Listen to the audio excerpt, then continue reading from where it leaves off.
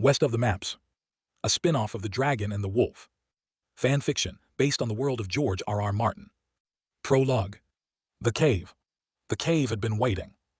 Not with any quality of thought, it was stone, after all, and stone does not think, but with the patient precision of something built for a specific purpose that had not yet been fulfilled.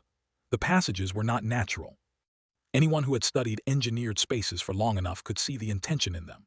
The way each corridor narrowed at a calculated angle, the way the walls were cut to catch torchlight and throw it ahead, the way the floor descended in measured increments designed to draw a determined person forward without ever quite letting them feel they were being drawn. Aldrich Vane had studied engineered spaces for 30 years. He had spent his career walking through rooms designed to impress, to intimidate, to contain, to conceal. He had found things in places that other men had given up finding. He was 53 years old, and he had reached the point in a life of this kind where a man either stops or does not stop, and Vane had never in his life been able to stop. He was also dying. 2 physicians in 2 years, in cities far enough apart that he had hoped the second would contradict the first. Neither had. The deterioration in his lungs had a name and a trajectory, and an endpoint that both men had communicated with the careful vagueness of professionals unwilling to commit to a timeline but willing to commit to a direction. He had a winter, perhaps 2. The cough was controlled, the bleeding was managed. He had become very good at managing both. But the controlled quality was declining at a rate he had measured with the same precision he brought to everything else. This was not why he was here. He had been coming here for 20 years, long before the physicians and their prognoses. But it was why he was here now, this year, this mountain, this ruined temple. He had always known time was finite. Now time was finite on a schedule that was not his own. He had 1 winter, perhaps. He intended to use it. The temple on the mountain on the continent his maps called nothing was the most elaborately designed space he had ever entered. He had understood this from the 3rd chamber. He had felt it more fully with each one after that. The skeletons helped him calibrate. The old ones, ancient, probably pre-Valyrian if you could judge by the objects that remained near them, bronze-edged tools and ceramic fragments painted in pigments that had faded to rust, told him that this place had been sought before, and for a long time. The newer ones told him the traps still worked. He counted 7 skeletons in the outer passages. He stopped at 7 because counting further was not a useful activity. What was useful? Moving slowly, treating every flagstone as a potential mechanism, every shadow as a possible trigger. He had a staff, a pair of good boots, and the 2 decades of preparation that had brought him here. He had the specific knowledge that the oldest Ebenthos knew texts, the ones that serious scholars of Essosi antiquities dismissed as allegory and Vane had spent 20 years and most of his personal fortune learning to read as literal record, described the vase and its location with enough precision to navigate by. He had already identified 3 mechanisms in the first 4 chambers and stepped around each of them. He was the most careful man on this mountain. He intended to stay that way. He was 3 chambers from the end when he saw the pressure plate. The discoloration of the stone told him first, a slightly different quarry, paler gray against the darker native rock, replaced at some point in the distant past when the mechanism had been reset. The faint geometric pattern of the surrounding flagstones confirmed it, 2 regular, 2 deliberate, arranged to funnel movement toward the center of the passage and nothing else. He measured the plate with his eyes. He measured the space around it. The right side of the passage offered perhaps 14 inches of clearance between the plate's edge and the wall. He was a careful man. He moved to the right. He placed his left foot, transferred his weight, brought his right foot around. The heel of his boot caught the plate's edge by a fraction of an inch. The mechanism had been waiting in perfect tension for longer than the Targaryen dynasty had existed. It released with a sound like a held breath surrendered all at once, and the stone slab drove down from the ceiling at the height of a man's shins, with the full weight of centuries of compressed counterbalance behind it. And there was no time, not for thought, not for the particular horror of understanding what was about to happen before it met his legs. The pain was total and immediate, the kind that does not build but arrives complete. Both legs at the shin, snapped with the clean precision of something engineered for exactly this purpose. A moment later, from somewhere inside the ceiling's hidden architecture, came a slow, deliberate grinding of counterweights, and the slab withdrew back into its housing, resetting itself, patient and ready. He lay in the passage. Then he began to drag himself forward. He could not stand. That option was gone. What remained was 2 working arms and a body that had spent 53 years being directed by a mind that did not accept arguments from bodies. He pulled himself forward along the floor with his arms, his left held close, his legs trailing behind him like a problem someone else had arranged for him. He did not stop. He moved slowly, and he moved with the attention he still had, pressing the staff ahead of him, checking the floor and the pattern that had kept him alive through the outer passages. The pain made precision difficult. He made do with what he had. 10 feet. He found the shaft by almost going into it. His right hand went out over nothing, and he stopped with his chest at the edge and the drop yawning below him. He lowered the torch over the side and watched the light fail before it found the bottom. 30 feet of smooth stone wall, vertical, offering nothing. He studied the corners, the walls, looking for handholds, a ledge, any way to lower himself that was not the obvious thing. There was nothing. He could not go back. He had calculated this already in the abstract, but the abstract and the concrete were different things, and the concrete was. 2 broken legs could not navigate the outer passages. What was behind him was the same death that was in front of him, except behind him he would die without the thing he had come for. He had not come this far and broken this much of himself to die in a passage 6 feet from a shaft. He arranged himself at the edge, head first. He was a careful man, and this was the most reckless thing he had ever done, and he made the decision with the clarity of someone who has run out of alternatives. He went over the edge. 30 feet. He fell with 2 broken legs and no way to stop himself, and he landed on a small collection of bones, the remains of the previous searchers who had made it this far and had not made it further, patient in the dust at the base of the shaft. He came down among them face first, his full weight driving through his outstretched arms. The left arm broke at the forearm.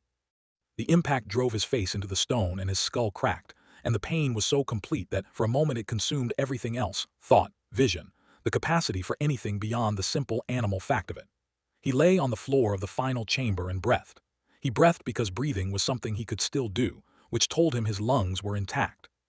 He could feel the particular wrongness in his chest that meant broken ribs, 2 at least, possibly 3, and the deep grinding ache of a collarbone that was no longer one piece. His nose was bleeding. His mouth was bleeding. He could feel warmth spreading down the side of his face from inside his ear.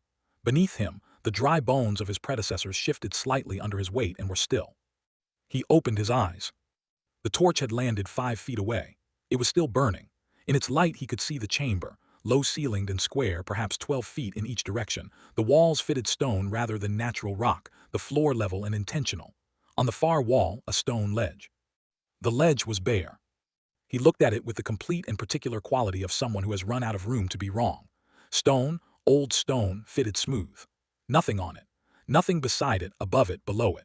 He had come here for something that was not here, and his body was spending its last reserves lying on a cave floor among the bones of other people who had made the same mistake. He put his head down. His skull was bleeding onto the stone floor, and the warmth of it was its own kind of information. The kind he was no longer doing anything useful with. He breathed. He had nothing left to do but breathe and wait for the thing his lungs had been promising him to arrive slightly ahead of schedule. The torch shifted. Not much, a change in the flame, some circulation of air he hadn't registered, and the angle of the light changed, and in the changed light on the face of the ledge itself, not the top surface but the front face, something appeared that had not been visible before.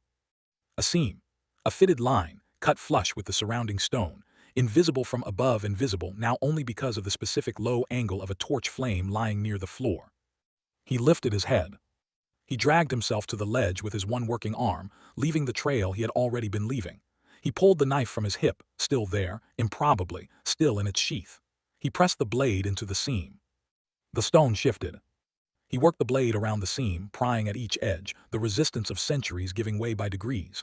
His fingers shook. His arm shook. He did not stop. On the 3rd circuit the tile came free, and he lifted it out and looked into the hollow beneath. A vessel, ceramic or something ceramic adjacent, 5 inches tall, stopped with a fitted cap covered in symbols he had spent 20 years learning to read. He had seen drawings of it in texts so old that the scribes who copied them were themselves ancient history. He was looking at it from the floor of a cave with 2 broken legs and a fractured skull, and a body that was, by any reasonable medical assessment, finished. He took it in his one working hand. He worked the cap with fingers shaking from shock and blood loss, prying at its edge, applying pressure. He felt it resist and applied more pressure and felt it yield by degrees. The seal broke. What happened next was not dramatic. There was no sound, no light, no sensation that could be catalogued and reported. There was a quality to the air in the chamber that changed, and then changed again, and then Aldrich Vane, explorer, scholar, the most determined man any of his acquaintances had ever met, dying on the floor of a cave on a continent that his maps did not name, was simply gone. Not dead, not unconscious. Gone, in the specific and total way of something vacated, rather than extinguished. The man who stood up from the cave floor was healed. The legs were straight. The arm was whole. The blood on the stone floor was real, and the blood that had been on his face was drying as he stood upright, the cuts closing as if the argument for their existence had been withdrawn. He stood in the low chamber and looked at his hands with the composed curiosity of something encountering a new instrument and conducting an initial assessment. He flexed his fingers. He turned his wrists. He raised both arms to assess the range of the shoulders. He breathed in deeply and felt the ribs, whole and intact, expand without complaint. He was perhaps 35 years old in the body's appearance. The mirror he had looked into that morning had shown him a 53-year-old man, gray at the temples, weathered, the particular thinning of a face that has spent decades in difficult climates. That face was gone. What remained was its structure, refined and restored, 20 years returned to it without any of the costs that had produced those years in the first place. He dropped the cap beside the empty vessel on the ledge without a second thought. He looked at the shaft above him, 30 feet of smooth stone. He bent his knees. He jumped. He caught the lip of the shaft with both hands at the apex of the jump, his fingers finding purchase on the rim, with the easy certainty of something that knew precisely what its body could do. He pulled himself upward in a single fluid motion, and onto the passage floor as if the 30 feet of vertical drop were an inconvenience rather than a fact. He did not pause. He stood in the passage and looked at his hands again, not with wonder, but with the settled attention of something conducting a final inventory. Everything worked as required. He walked through the outer passages without hurry, stepping over the skeletons of previous searchers without looking at them particularly. He emerged from the cave into sunlight. He stood for a moment with his face toward the sun. The continent spread below him, the old forests, the river valleys, the distant glint of the coast where the settlements were. He remembered this view. He remembered standing in this place in other bodies, looking at this same spread of land before the long dormancy and the vessel and the waiting. He began to walk. He had been hungry for a long time. Chapter 1. Landfall in the month apart. Roughly 20 months after the long night, 9 months after departing Winterfell, 3 months after departing the stony shore, Arya Stark and Gendry Baratheon had arrived west beyond the edge of every known map. The larger vessel stopped where its captain had always said it would stop, which was as far as his nerve extended, and his nerve extended approximately 4 miles from a coast that appeared on none of the charts he trusted.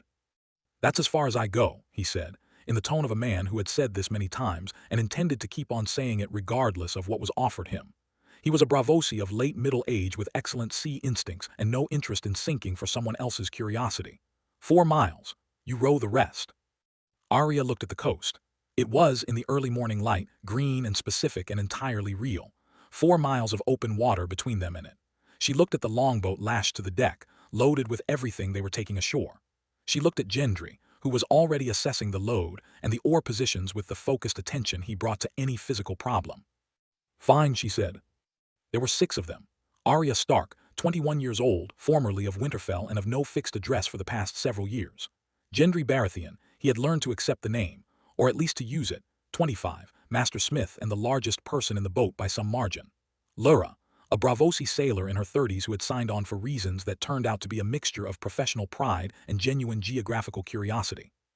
Old Moth, her counterpart and companion of a dozen years, 50-ish, who claimed to have sailed everything worth sailing and had apparently decided this was worth it. Cray, a Westerosi ex-ranger who had introduced himself with his first name and a vague account of his previous employment that he had not elaborated on in 10 weeks of crossing the ocean. And Disso, a Lyseni cartographer of 27, who had spent the voyage in a state of barely contained professional ecstasy, filling notebooks with observations and asking questions that neither Lyra nor Old Moth had ever been asked before.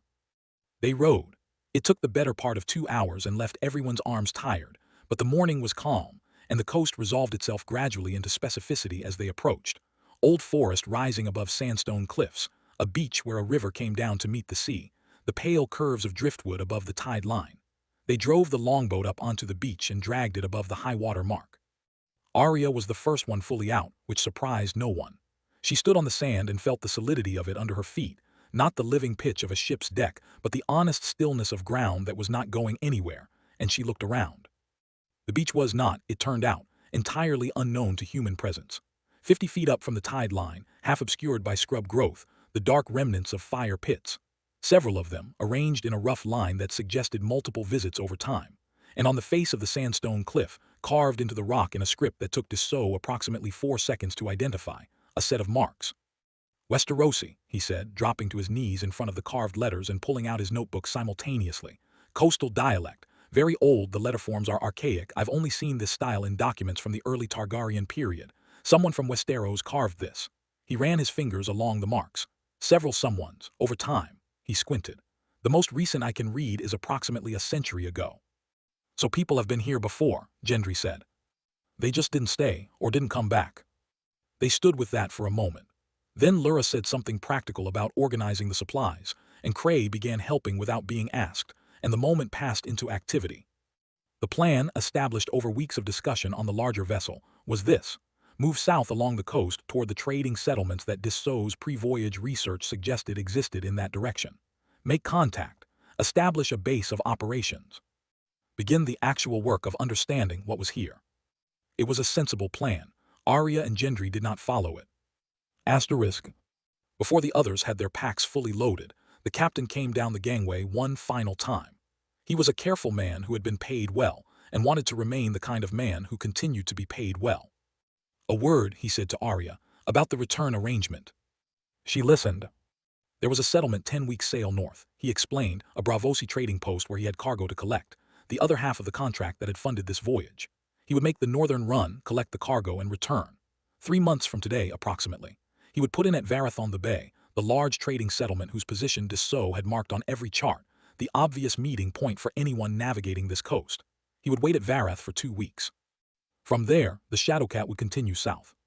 If you are not there in 2 weeks, he said, I will assume you have made other arrangements. We'll be there, Arya said.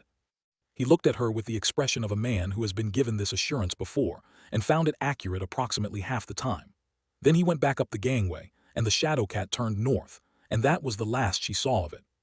3 months, she filed this and moved. Asterisk. It was not a decision exactly. It was more like a tide going out.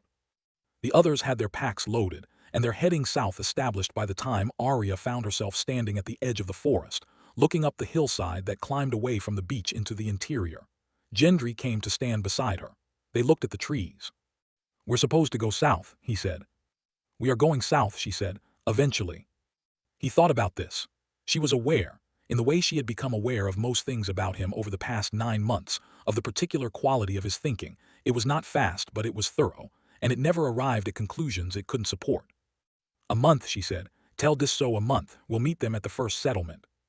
Gendry looked at the forest. He looked at the hills above it. He looked at the river mouth where the fresh water met the salt, and at the quality of the light coming through the canopy, and at the complete absence of any other human being in any direction. A month, he agreed. Dessau received this news with the particular expression of a young man who has an extremely specific job to do and has just been informed that 2 of his traveling companions will not be helping with it. He opened his mouth. Then he looked at Arya's face. Then he closed his mouth. Lyra caught his eye and shook her head almost imperceptibly. Dessau wrote something in his notebook instead. Lyra, watching from the edge of the path with her arms folded, caught Arya's eye and gave her a slow, deliberate wink, the corner of her mouth pulling into a grin she did not bother to suppress. Old Moth, who had been coiling rope and paying no apparent attention to any of this, said, Don't drown in anything. We won't, Gendry said. Don't say that like it's easy. You haven't seen the rivers. They said their goodbyes. They watched the others head south along the beach, Dessau already taking notes on the cliff face, Cray walking at the edge of the forest with his hand on his belt knife and his eyes on the tree line, Lyra and Old Moth moving easily together with the unhurried economy of 2 people who had been walking the same direction for a long time. Then Arya and Gendry turned and walked into the hills. Asterisk. The month was this. They moved east and then north and then wherever the terrain suggested, which was different from having a direction and very different from having a purpose, and both of these differences turned out to matter. The hills were old and rounded and covered in forest that was nothing like the forest Arya had grown up with in the north, warmer, denser in places and more open in others, full of sounds she had to learn before she could properly read them. Things she had never seen, birds in colors that seemed excessive, insects the size of her hand, fruit on trees that she tasted cautiously and then, once certain it was not killing her, less cautiously. They were good at this, both of them. She had been ranging and surviving in difficult terrain since she was 11. He had spent weeks north of the wall in conditions that made this look hospitable. They found water easily, read the landscape's offerings with the fluency of people who had learned early that the land would support you if you knew how to ask. They ate badly the first week and better the second and well by the third, once they had sorted out which of the local fishing spots were most productive, and which of the fruits were worth the time required to gather them. They found their rhythm by the third day, not the walking rhythm. They had that already from 9 months of shared ship and shore, but the rhythm of evenings, of fire and dark and the hours between them. He kissed her on the 5th morning while she was looking at the river and not at him, the same unhurried way he had been doing it for weeks now, as though it had always been this way, and he saw no reason to pretend otherwise. She turned into it without ceremony. This was also their language. The thing done as though it were ordinary, because it had become ordinary, and ordinary was its own kind of extraordinary when you had not had it before. They camped by rivers and on hillsides, and once, memorably, in the branches of a tree large enough that the first fork was 15 feet up, and the canopy spread for 30 feet in each direction, a platform of ancient wood that had been accumulating dead branches for long enough that it was essentially a room. They found it at dusk, and it seemed rude not to use it. Arya climbed it in about 4 seconds. Gendry took longer and arrived breathing harder and pretended he hadn't.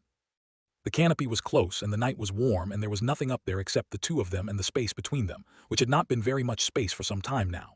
They had shed their clothes in the heat. The night was too warm for anything else, and they were past pretending otherwise, and she lay with her head on his chest, his arm around her, her hand resting against his ribs where she could feel his breathing slow. The forest sounds below them were small and distant. She was aware of his heartbeat under her ear, steady and unhurried, the specific warmth of him at every point they touched, and she did not move away from any of it. The world reduced itself to the tree, to the dark, to him. In the morning, the view from the tree stretched far enough north and east that So would have been reaching for his notebook inside of a minute. She watched the light come up through the branches and did not move for a long while, and the reason she did not move was warm beside her and breathing slowly in the specific way of someone still asleep, and she let it be exactly what it was. They swam. A river in the 2nd week, fast and cold and full of smooth stones that caught at their feet, and then on the 16th day a waterfall, a place where a stream came down a hillside in a single 40-foot drop into a pool that was, in the slanted afternoon light, the color of green glass. She stripped her boots first, then the rest of it because wet clothes were an inconvenience they didn't need, and she went in without any particular ceremony. The pool was hers alone for a moment, and he did not yet have his boots off, and she was not looking at him, and so he looked at her. He had spent 9 months not quite doing this, aware of her in the way that was unavoidable when you slept next to a person, and crossed an ocean with them, a peripheral knowing he had become practiced at not acting on. But she was in the water with her back to him, her dark hair spreading across the surface as she swam, and she was small and precise and entirely herself, the specific slender lines of her in the late afternoon light something he had not allowed himself to see directly before. She moved through the water with the unhurried ease of someone entirely comfortable in their own body, and his eye followed the line of her, the narrow taper of her waist, small enough that he could have spanned it with his hands, the kind of slenderness that was not delicacy but economy, every part of her exactly what it needed to be and nothing extra. When she turned in the water and her back came to the surface for a moment, he saw the twin curves of her backside, firm and compact, the muscle in them as honest as everything else about her. Not softness, but the specific taut quality of a body that had been running and climbing and fighting since it was old enough to do any of those things, and had been shaped accordingly. She was not built for looking at. She had been built for other things entirely, and the result was something he found he could not look away from. He stood at the edge of the pool with one boot off and one boot still on, and he saw her, and he did not look away for perhaps 3 seconds. Then she turned in the water. He looked at the trees on the far side of the pool, with a thoroughness that no trees had ever warranted. The cold was immediate and total, and exactly what a month of hard travel called for. When she surfaced, Gendry was at the edge of the pool, having managed to get his boots off and not much else, watching her with an expression she had catalogued, and was still not entirely sure what to do with. "Cold," she told him. "How cold?" "Very." He stripped his shirt and pants. She watched the water and pretended she wasn't watching him, which was a habit she had noticed herself developing approximately 3 months into the voyage and had chosen not to examine too closely.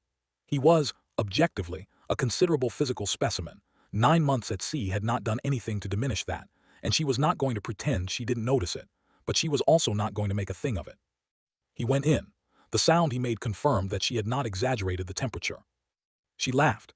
It was the kind of laugh that arrived before she could decide about it, sharp and genuine, and he surfaced sputtering and glared at her in a way that did not quite hide that he was also about to laugh, and then they were both laughing in a cold waterfall pool on a continent that had no name on any map she had ever seen, and she thought, This is the thing. She filed it in the inner pocket of herself where she kept the things that mattered. Later, lying on the warm rock at the pool's edge while the sun dried them, She was aware of him looking at her in the same way she had been looking at him, and she let him look, and she did not pretend she didn't notice. He was not subtle about it, which she had come to understand was not the same as being careless. He looked at her the way he looked at things he valued, with attention, without apology, the gaze of someone who has decided they are allowed to see something and is seeing it fully. She was on her back with her eyes closed and the sun on her face, and she was aware of exactly where his gaze was without needing to check. Her body was not a mystery to him by this point, but he looked at her as though it still warranted looking, the lean lines of her, the small curve of her breasts where the sunlight caught them, the flat plane of her abdomen with its definition of muscle beneath, the particular compact precision of a body built by years of hard use and kept that way. She had never been soft. She had been shaped by training and motion and the specific economy of someone who had never had anything to spare, and the result was exactly itself, and he looked at it the way he looked at things that were well made, with the quiet recognition of someone who understood what craft cost. She kept her eyes closed. She did not tell him to stop.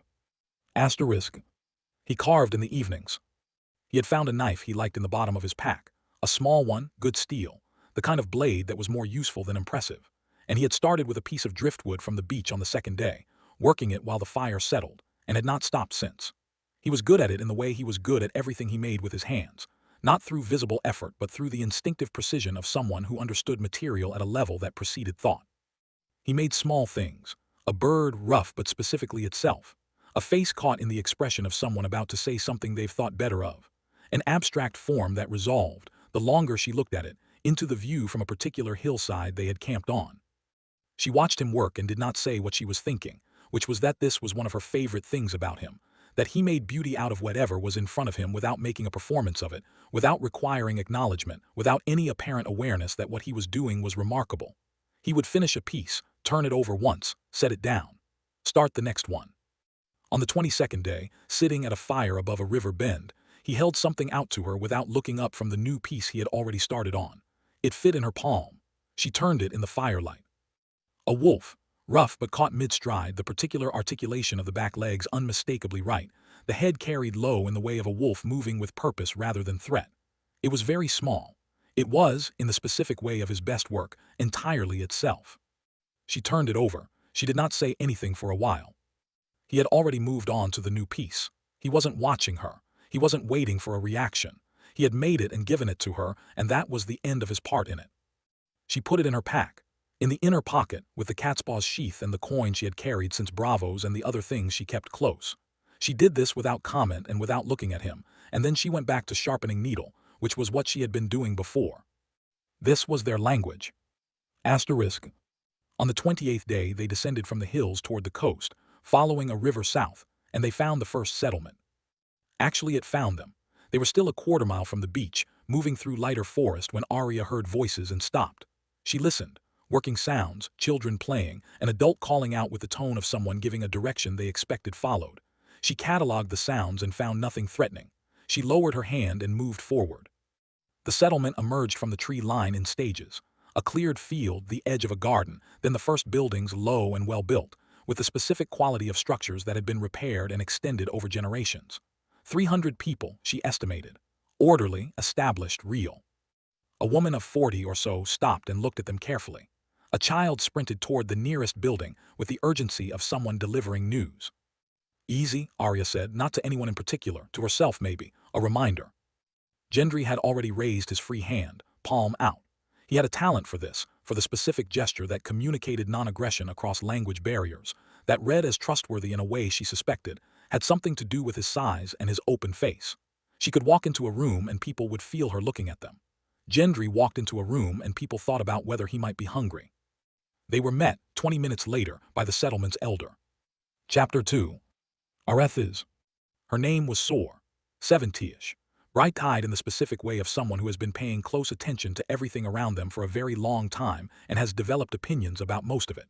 She received them in the settlement's central meeting space, a long building with a high roof and benches arranged along the walls, with a formal courtesy that was also, unmistakably, an assessment. She established several things in the first 15 minutes. She would not be cheated. She would not be bullied. The strangers from the east were welcome to resupply and trade if they brought things worth trading and conducted themselves with appropriate respect, and welcome to leave if they preferred, and those were the terms. She spoke mostly in her own language, which Dissot worked at in real time with the focused urgency of a man encountering a new dialect and not wanting to miss a word. But when she wanted to be certain she was understood, she said the words in common tongue, and her common tongue was accented but clear. Arya listened to this and thought, I like her. The thought arrived without ceremony, which was how her best assessments usually arrived. Arethas was a settlement of 300 people, mostly dark-skinned and dark-haired, with a significant minority who had the lighter coloring and occasional Westerosi features, that came from 4 generations of coastal intermarriage between the original Ibish people of this coast and the settlers who had come from across the water over the past century. Their language was something Dissot identified with barely contained excitement as a dialect related to Old Valyrian. Their economy was fishing and woodworking and small-scale agriculture. The quality of what they built was consistently better than it needed to be, which Arya had always considered a reliable measure of a community worth knowing. Many of them spoke some common tongue, the trading lingua of the coast, Dissot explained. Carried in by the Westerosi migrant families who had been part of this settlement for 3 generations, and whose children and grandchildren now spoke both languages with equal ease. He was less needed here than he had expected. He wrote this down with the enthusiasm of someone for whom even logistical disappointments were professionally interesting. They spent 3 days. Gendry was invited to the forge on the first morning. The invitation came through Sor's intermediary, a young man of perhaps 20 who led Gendry through the settlement to a building at its eastern edge that was clearly a metalworking space from 50 feet away, the particular smell of it, coal and iron and the dry heat, unmistakable. Inside, a young smith named Thal. Thal was perhaps 22, and his pride in his forge was the kind of pride that is a fair reflection of actual quality. He had built the bellows himself. He had laid the firebox himself. The tools on the wall were well maintained and well arranged, and the project currently on the anvil, a bracket of some kind, functional rather than decorative, showed a clean understanding of how iron wanted to behave. Arya, who had followed at a distance out of no particular reason, watched them from the doorway. Thal's common tongue was limited, enough for numbers and names and basic materials, but not for the kind of technical conversation that smiths had with each other. What they had instead was the thing itself, the fire, the metal, the tools. Within 10 minutes they were conducting a full conversation in the medium of demonstration and response. Thal showing Gendry a technique he used for setting the tang of a blade and Gendry watching, and then showing him an alternative that achieved the same end differently, and Thal watching that with the focused attention of someone who has found exactly the information they were looking for. Dissot arrived at some point and began translating the more complex exchanges, but neither of them seemed to need it for the things they were actually talking about. Gendry fixed 4 things in the settlement over those 3 days. He could not help himself. A gate hinge that was failing on the second house he passed, a wheel rim on a cart he saw from the road, a tool in the forge that Thal showed him with the particular expression of a craftsman showing someone a problem they have not been able to solve, a pot with a split handle that the cook in the settlement's common kitchen mentioned to Thal, who mentioned it to Gendry. Arya watched him do these things and felt something she didn't have a precise word for. It was not complicated. It was simply, this is who he is. Sor assigned Meryn to Arya. Not officially, there was no announcement, no formal introduction. Meryn was simply present the second morning, appearing beside Arya while Arya was looking at the settlement's garden layout, and offering to show her around with the directness of someone who has been given an assignment and is getting on with it. Late 20s, broad-faced, with the patient quality of someone whose default mode was observation. She spoke common tongue well. Her grandmother had been one of the original Westerosi settlers, she explained, and common tongue had been the language of her family home alongside the Arethas dialect. She was curious about Arya in the specific way that did not require anything from its object, not performing interest, not trying to extract anything, simply interested in the particular way of someone who finds people genuinely fascinating. Arya was not used to this. She was used to being noticed for what she could do, for being a Stark, for being the girl with the strange training and the Valyrian steel knife. She was used to people being interested in her skills or her history or what she might be useful for. Being interesting to someone who simply wanted to know what she was like, who asked questions about what she had seen on the ocean, not because the answers served any purpose, but because the ocean was interesting, and therefore her experience of it was interesting, was different, and she didn't quite know what to do with it. She talked more than she intended to. She noticed this and filed it. Through Meryn she began to understand the settlement structure, matrilineal, elder-governed, with a relationship to the interior forest that was different from anything she had seen at home or in Essos. Not exploitation, not avoidance, something more like respect, The respect you give to a thing that is larger and older than you and has its own intentions that have nothing to do with yours. There were things in the interior that the coastal people left alone. The forest goes deep, Marin said on the second afternoon. South of here it is very old. The settlements south of us, Thavin and further, Varath and further still sevel at the forest's edge. They know the deep forest. They have always had a different relationship with what is inside it. What is inside it, Arya said. Marin was quiet for a moment. Old things, she said. Things older than the settlements, things that have always been here.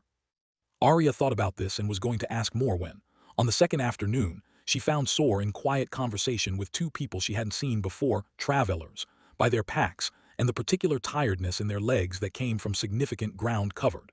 They were upset about something. She could read the body language clearly. The set of the shoulders, the controlled quality of speech from someone managing strong emotion, Sor's hands moving in a gesture of acknowledgement that was also, subtly, reassurance. She waited until the travelers had left and then found Marin. Someone has gone missing from Thavin, Marin told her after a pause. A young man, 2 weeks ago, they have been searching. She stopped. They say it is not the first time. How many times? Arya asked. Another pause, several. Arya went to find Gendry. Chapter 3. Varathon the Bay.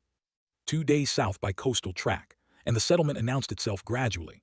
First the smell of a larger cooking fire, then the sound of a market in the early morning, then the settlement itself emerging around a bend in the path with the comfortable sprawl of a place that had been growing for a long time and had long since stopped being self-conscious about it. Varathon the Bay had 1,000 people, give or take. A proper market, with permanent stalls and the accumulated noise of many people conducting commerce simultaneously. 3 inns that Dessau identified and assessed within the first 20 minutes of arrival. Essosi ships were in the harbor, 2 Bravosi traders and something from the Summer Isles, broad-hulled and bright-painted. The settlement was where the coastal trade converged, which meant it had the specific energy of a place that was used to strangers and had found this condition productive rather than threatening. It reminded Gendry of the Street of Steel in King's Landing. He said this to Arya as they walked through the market, and she turned it over in her head and decided he was right in the way of a good metaphor. Not that they looked the same or smelled the same, but that they had the same quality of purpose, the same sense of a place that had grown to serve a specific function and had become itself through that service. Except King's Landing smelled worse, she said. Everything smelled worse in King's Landing. To be fair to the people, she said, they were mostly just trying to survive the people above them, which is the same everywhere. Gendry considered this. That's very philosophical for someone who's been awake 3 hours. I've been awake since before dawn. I've had time. He found the forge within the hour. He had a way of finding forges, some combination of nose and ear, and the particular radar of someone who has spent enough of their life near them, that the relevant signals had become instinctive. The forge in Varath was at the settlement's northern edge, larger than Thul's in Arethas, and run by a man who was, by any observable measure, a serious practitioner of the craft. Asterisk. His name was Jorath, and he was broad across the shoulders in the way of a smith who had been smithing since he was old enough to hold a hammer. He was 40-something, cheerful in the specific way of a man who has found the work he was built to do and spends most of his days doing it. He looked at Gendry for approximately 10 seconds after Gendry appeared in the doorway of his forge and said, in clear if accented common tongue, "Another smith. The ancestors are listening today." "Your common tongue is good," Gendry said. "My grandmother was from Westeros," Jorath said. "Storm's End, she always said. She taught my father the language and my father taught me." He spread his hands. "I also find it useful for trade." He was already assessing Gendry's hands, the particular assessment of one craftsman reading another's working life in the evidence it left on the body. "Where have you come from?" "It's a long story," Gendry said. Jorath looked at him for a moment, then he laughed. "I don't need the story, I need someone who can work metal. Come in." They established a working arrangement by the end of the first morning. Bench space in exchange for labor, which suited both of them and which Jorath appeared to view as an unexpectedly fortunate development. Within a day the word had circulated that the Eastern stranger could work metal in ways the settlement smiths hadn't seen before, and there was a queue of repair work that suggested the settlement had been accumulating problems it hadn't found the right solution to. Gendry worked his way through it with the methodical pleasure of someone who has been given a set of interesting puzzles. Different metallurgical traditions, different tools, different approaches to the same problems, none of it beyond him, all of it interesting. He and Jorath conducted a continuous professional dialogue directly, one craftsman to another, and the ease of a shared language made the conversation go exactly where it needed to go. On the second day, after the main work was done and the forge was cooling toward evening, Joreth went to the back corner of the workspace and came back with a locked box. He set it on the workbench with the careful deliberateness of someone producing something they have thought carefully about producing. He opened it. Inside, a chunk of metal, roughly the size of 4 fists. Pale in a way that no alloy Gendry had seen, was quite pale, with a faint luminescence that was not quite the sheen of polish and not quite the glow of heat, but something in between, something structural, as though the material itself contained a quality of light. It was heavier than it looked and lighter than it should have been, the two qualities existing simultaneously in a way that made no sense, and was nonetheless unmistakably present the moment he held it. He turned it over. He examined it in the forge light and in the fatting daylight through the doorway. He had worked iron and steel and bronze and brass and copper, and every alloy combination he had ever been given access to. He had no name for this. No one has been able to shape it, Joreth said. 15 years, every skilled smith who has passed through, I've offered it to them. Nothing. I try myself once a year just to see. He paused. Nothing. Gendry looked at the pale metal for a while. Then he set it on the anvil. He picked up a hammer. Under his hammer it moved. Just slightly, just for a moment, a yielding that was less than a millimeter, but was more than anything Joreth had been able to produce in 15 years of trying, and then it stopped moving and was still. He lifted the hammer and looked at it. The surface was unchanged. He could not see the evidence of what had happened, but he had felt it, and he knew the difference between a material that was resistant and a material that was withholding. Joreth was looking at him with wide eyes. "I'll need time," Gendry said. Joreth let out a long breath. "Take it, it's yours." He looked at the pale metal with the expression of a man who has been carrying something for a long time and has just been told he can set it down. "I should tell you it's rare. Rare enough that I've had traders ask about it. Strange ore, found in the hills east of here, and almost nothing of it in the ground." He picked up a rag and turned away to clean a hammer. "But worthless. Every smith I've ever brought it to, every trader who's heard of it and come to see, the moment they find it can't be worked, they're not interested. A metal no one can shape is a metal no one wants to buy. I've been sitting on it for 15 years because I can't bring myself to throw it into the sea." "Good thing you didn't," Gendry said. Joreth looked at him. "Yes," he said, "good thing." Asterisk. 10 days passed. Gendry worked the forge by day, the settlement's work, paying his way, and returned to the pale metal every evening. It resisted him every time and gave something more each time, which he had come to understand as a characteristic rather than a frustration. The metal was not defiant. It was specific. It wanted to be something in particular, and it was declining to become anything else until it could become that thing. He did not know yet what the thing was. He was listening for it. Arya ranged. This was what she did when she was not doing anything else. She moved, she listened, she collected. Vareth on the Bay had layers to it that Arethas had not. The complexity of a trading hub where news from many directions arrived and circulated and mixed with local knowledge, and the particular rumor currency of a place where strangers passed through regularly. She sat in the market and in the inns and on the harbor wall, and she listened, and the story she kept hearing was the same story in different registers. People being killed in the night. This had been happening for years, 10 years, in the accounts of the older traders who remembered the first reports from the southern settlements. A few had been found alive in a condition consistently described in the same terms: present, physically intact, but absent in some way that resisted precise language. Not themselves. Empty. There but not there. The descriptions were frustratingly imprecise, and also, Arya thought, probably accurate in their imprecision. She had seen enough of how people described the difficult and the inexplicable to know that what looked like vagueness was often the opposite. On the evening of the 10th day, they sat together at a table in the inn's back room and laid out what they had. So, the pattern is consistent. The disappearances start in the south, specifically in settlements within a day or two of what the traders call the Old Forest. They expand north every year. Whatever is doing this is reaching further. Cray, who had been quiet for most of this. "There's a temple in the forest. The traders who come from the south won't talk about it directly, but they know about it. Something old. Nobody goes near it." "You sound certain about that," Arya said. Cray was quiet for a moment. "This isn't my first time on this coast," he said. "I came through here 4 years ago, a scouting run for a merchant house that was considering a trading post. I heard the same stories then." He looked at the table. He paused. "The temple was already being talked about 4 years ago. Whatever's in there has been operating a long time." "And you didn't mention this when we signed on," Gendry said. "You didn't ask," he said. "It was not defensive, it was simply accurate." "How old is the temple?" Arya asked. "Older than the settlements, older than the people here, older than their histories." Arya was thinking about the survivors, about what it meant to be present but absent in the way she was hearing described.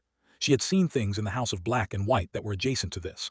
The particular quality of a face not yet fully inhabited, a self not yet fully returned to the body it belonged to. But the faceless men's empty faces were temporary, a matter of the wax and the prayer and the controlled not-being that came from years of practice. What the traders described from the southern settlements was not temporary. It was not a practice. It was damage. Something takes people, she said, and when they come back, they don't come back whole. She looked around the table. We need to go south. No one disagreed. Cray said, in the morning. In the morning, she agreed. That night after the others had gone to bed, she found Gendry still at the bench he had set up in the corner, the pale metal before him. He was not striking it. He was holding it in both hands, turning it slowly, as if trying to read something in the surface. She sat down beside him. Anything, she asked. Something, he said. I don't know what yet. She watched him hold it. His hands were very still. They were sitting like this quietly, when the scream came from the street outside. Asterisk. After midnight. A single scream, cut off sharply, not trailing away but stopped, like a door closed on the sound. Arya was out of her chair before she had consciously registered the sound. She had needle in her hand and was through the door and onto the inn's landing, looking down at the street in time to see a figure in a dark cloak, standing in the middle of the narrow road 20 feet below. Tall, unhurried, holding a woman off the ground by her throat with one hand, at arm's length, the way you might hold something you are examining. He had done something to her. The woman's legs hung still. Her hands, which should have been clawing at his wrist, hung at her sides. The life going out of her, in a way that had nothing to do with the grip. Arya knew the woman. It was Lyra. She had gone out because she was restless, and the inn's walls were too close. A sailor's complaint, the specific claustrophobia of a person who had spent most of their life with the whole sky above them, trying to sleep under a ceiling she could almost touch. The figure looked up. He looked at Arya. Then he looked at Gendry, who had arrived at her shoulder, and his gaze moved across Gendry in the way it might move across a piece of furniture. Noted, assessed as non-essential, dismissed. He released Lyra. She dropped. She hit the cobblestones and did not move. Gendry was off the landing and down the outside stairs with a speed that was, given his size, always slightly startling. He had his hammer, the short-handled one he kept at his belt, the one meant for this kind of work. He closed half the distance before the figure had turned to face him. The rapier came out in a motion that was less drawing and more arrival, present before the eye could trace its appearance. It caught Gendry's hammer arc and redirected it with the minimum expenditure of force, and Gendry was suddenly off balance in a way he had no clear memory of becoming, his momentum carrying him past the figure and into the wall of the building beyond. Arya dropped from the landing. 14 feet, and she landed faster than she should have, not the speed of something that had abandoned the natural entirely, but something at its furthest edge. The small dark margin past the limit of what training alone could account for. The faceless men had done something to her that she had never fully mapped, something that lived below the level of technique and conditioning, in the place where the self met the body, and the body had learned to move as though death were a language it had been taught to speak fluently. She had not chosen this. She had simply not refused it when it was offered, and it had stayed. It was a quality she did not discuss and rarely examined. The specific quickness that came from having been shaped by death for long enough that the body had learned to move before the mind had finished thinking. She landed in a roll that absorbed the impact and put her back on her feet with needle extended, already reading the figure's position, and the rapier's angle and the particular quality of how he moved. He was fast.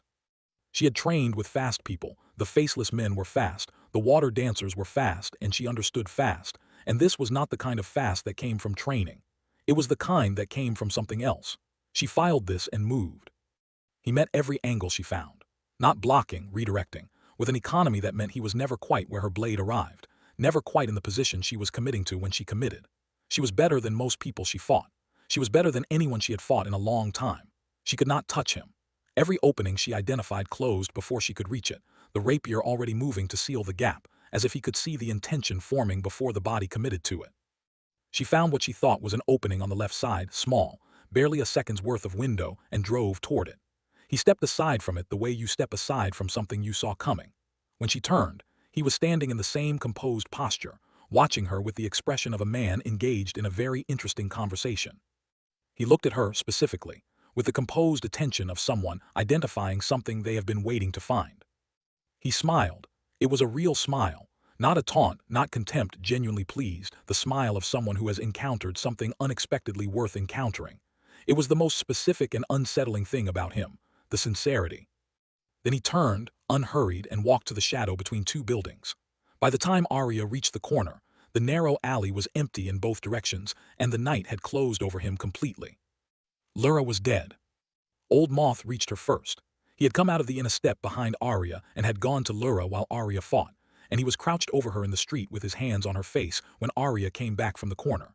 She had seen enough death to read the body at a distance, and she knew from 20 feet what Old Moth was still learning with his hands. He did not make a sound. That was the thing she would carry from this moment, the complete silence of it. Old Moth, who had opinions on everything and had filled the Shadowcats crossing with the accumulated commentary of a man who had seen most of what the world had to offer, made no sound at all. He simply put his forehead down against Lyra's and stayed there. Arya stood in the street and looked at the space where the figure had been. Gendry came to stand beside her, rubbing his wrist where the redirection had caught it, not cut, but bruised in a way that would speak clearly by morning. "I couldn't hit him," he said. "No," she said. "You couldn't either." "No." He looked at Lyra. He looked at Old Moth. He said nothing about either of these things. He didn't need to. She could see that he had registered what she had the same as she had. She looked at the marks on Lyra's wrists, the faint trace at the pulse points, like a stain left by something drawn out rather than anything added. She had heard these marks described in the settlement's accounts of the hollowed survivors who had not died but had been left alive. Lyra had not been left alive. Lyra had been taken all the way. Neither of them moved toward Old Moth. He did not need them to move toward him. He needed the street and the dark and whatever time it took, and they were not going to take that from him. Eventually they went back inside. They buried her the next morning. Cray and Old Moth dug the grave on the low rise above the harbor, where the ground was soft, and the view of the water was unobstructed in both directions. It took 2 hours. Old Moth dug with the methodical focus of a man who had found the most appropriate thing for his hands to be doing, and intended to do it completely. No one offered to take the shovel from him. No one said anything that could be said in the vicinity of a man doing that particular work. When it was done, they stood at the edge of it for a while. Old Moth was the one who said her name once quietly, and then did not say anything else. The harbor was audible from here, the sounds of the morning's first boats going out, and the sound of it was both wrong and exactly right. Life not pausing for its losses, the specific mercy of the ordinary world continuing.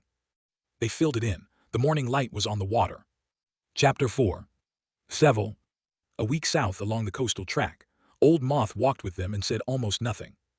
He had opinions on geography, on weather, on the specific characteristics of coastlines he had sailed and roads he had walked, on the relative merits of different configurations of rope. He had said none of these things since the morning they left Varath, beyond the necessary operational communications of a group moving together. Arya noticed this and noted it. She had known Old Moth for 9 months, and she understood that the silence was not numbness. It was the opposite. It was a man who felt everything he was feeling completely, and was choosing to feel it quietly. The forest closed in gradually. What had been visible from the road in Varath, a dark line on the southern horizon, present but distant, became something overhead, the canopy advancing from the left as the track ran alongside it, the trees growing larger and older with each mile. By the 4th day's travel, the road ran in permanent partial shadow, the light filtered to something thin and green, and the sounds from the forest were the sounds of something vast and settled and unhurried. On the evening of the 6th day, camping where the track bent close to the beach, he sat near the fire and looked south for a long time without speaking, and Arya sat nearby and did not push him, and eventually he said, "I've sailed this coast twice before, 10 years ago and 15 years ago. The first voyage was fine.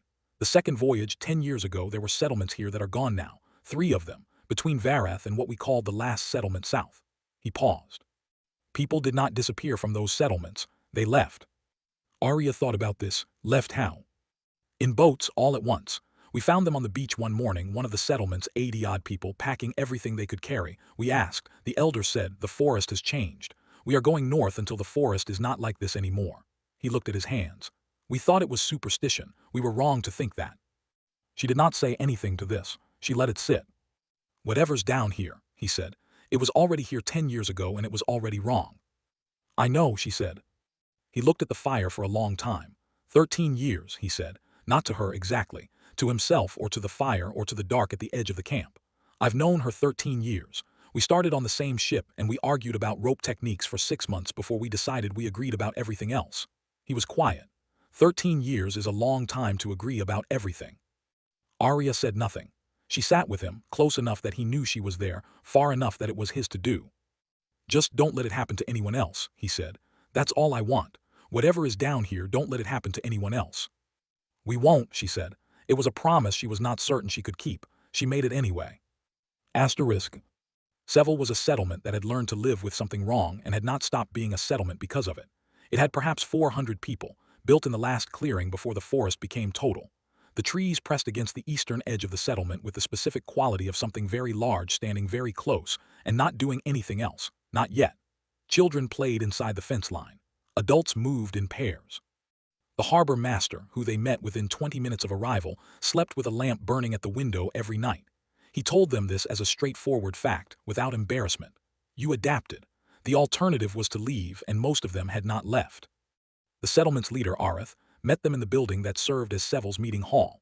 He was late 50s, careful in his movements, with the look of a man who had been making difficult decisions for a long time in conditions that did not reward carelessness. He was not hostile. He was not particularly hopeful, either. He had the specific quality of someone who has sent for help enough times without receiving it that hope had become a managed rather than a natural resource. His common tongue was excellent, the accent of someone who had learned it young and used it daily. He had Westerosi blood himself, 3 generations back, a great-grandfather who had been one of the original settlers. He had the bearing of someone who considered himself entirely of this coast, which he was, but who also understood what the people before him had come from. He told them everything, and it was apparent from the way he told it that he had been waiting for a long time for someone who would listen to all of it, rather than just the parts they found credible. The disappearances had begun approximately 10 years ago, starting with the settlements nearest the deep forest. In the beginning, they were attributed to the ordinary hazards of living near old wilderness. People fell, people got lost, people were occasionally taken by the large predators that lived in the interior. Then the pattern became clear. Always at night, always alone or very nearly alone, always leaving behind nothing that explained the absence. Then the ones who came back started coming back wrong. He described what Arya had been hearing for 2 weeks, and she listened with the particular attention of someone testing the consistency of a picture being assembled piece by piece. Present, breathing, physically intact, but absent in the essential way. Eyes open and seeing nothing. Responsive to physical care but to nothing else. No one who had been returned in this condition had recovered. There were 11 of them now, spread across the southern settlements. The temple, Arya said. He looked at her. You know about it? No, I know there is one. I don't know anything about it. 3 days walk inland, east and south following the river. It is old, older than my grandfather's grandfather, older than any account my settlement keeps. The forest has taken most of it back, but the main structure is still standing. The disappearances come from that direction. The first tracker I sent never came back. I didn't send a second. You don't know what built it, Gendry said. No one knows. It has been there longer than anyone's memory, and it does not look like anything built by anyone's hand that the memory of this coast preserves. There's nothing else. No legend, no account, no trader's story that offers an explanation. Arya looked at him directly. There is a man, he said, or something that looks like a man. He was seen near the temple by one of the hunters. He has been described when he has been described consistently. Tall, lean, handsome, I am told, in the specific way of someone who has no visible age. He paused. I have never seen him. Those who have are not in a position to tell me what they know. Arya and Gendry looked at each other across the table. The look they exchanged required no translation. They had both seen him already. They had both, in their different ways, already known he was the center of it. Does he have a name? She asked. None that anyone uses, Arya said. The oldest accounts of the southern settlements call him the one who remains, the Hollow Man. In the southern dialect there is a word that translates, approximately, as the harvester. She thought of Lura in the street. We need to see the temple, she said. Arya looked at her for a long moment. Then he looked at Gendry. He looked at the 5 of them, the strangers from the east, who had not known about any of this 6 weeks ago, and were now sitting in his meeting hall with grief on one of their faces and purpose on the others. All right, he said. I'll give you guides who know the path. Chapter 5. The Temple First Visit. The guides Arya provided were 2 hunters, a woman and a man, who had grown up on the forest's edge and knew the paths into the deep interior the way someone knows a difficult relative. Familiar, necessary, held at a respectful distance. They did not speak much on the first day. They moved ahead of the group at a pace that was sustainable over rough terrain, and paused at each junction with the specific efficiency of people who had learned that unnecessary delay was its own kind of danger. The forest deepened as they moved east. Arya had been paying attention to this for the past week, watching the trees grow older and larger with each southward mile, and now they were moving directly into what the coastal people called the deep forest, and the quality of the change was unmistakable. The canopy went from 40 feet to 60 feet to something that was less height than a condition. The light that reached the floor was filtered through so many layers of leaves that it arrived green and attenuated, moving slowly, like light underwater. The sounds were different.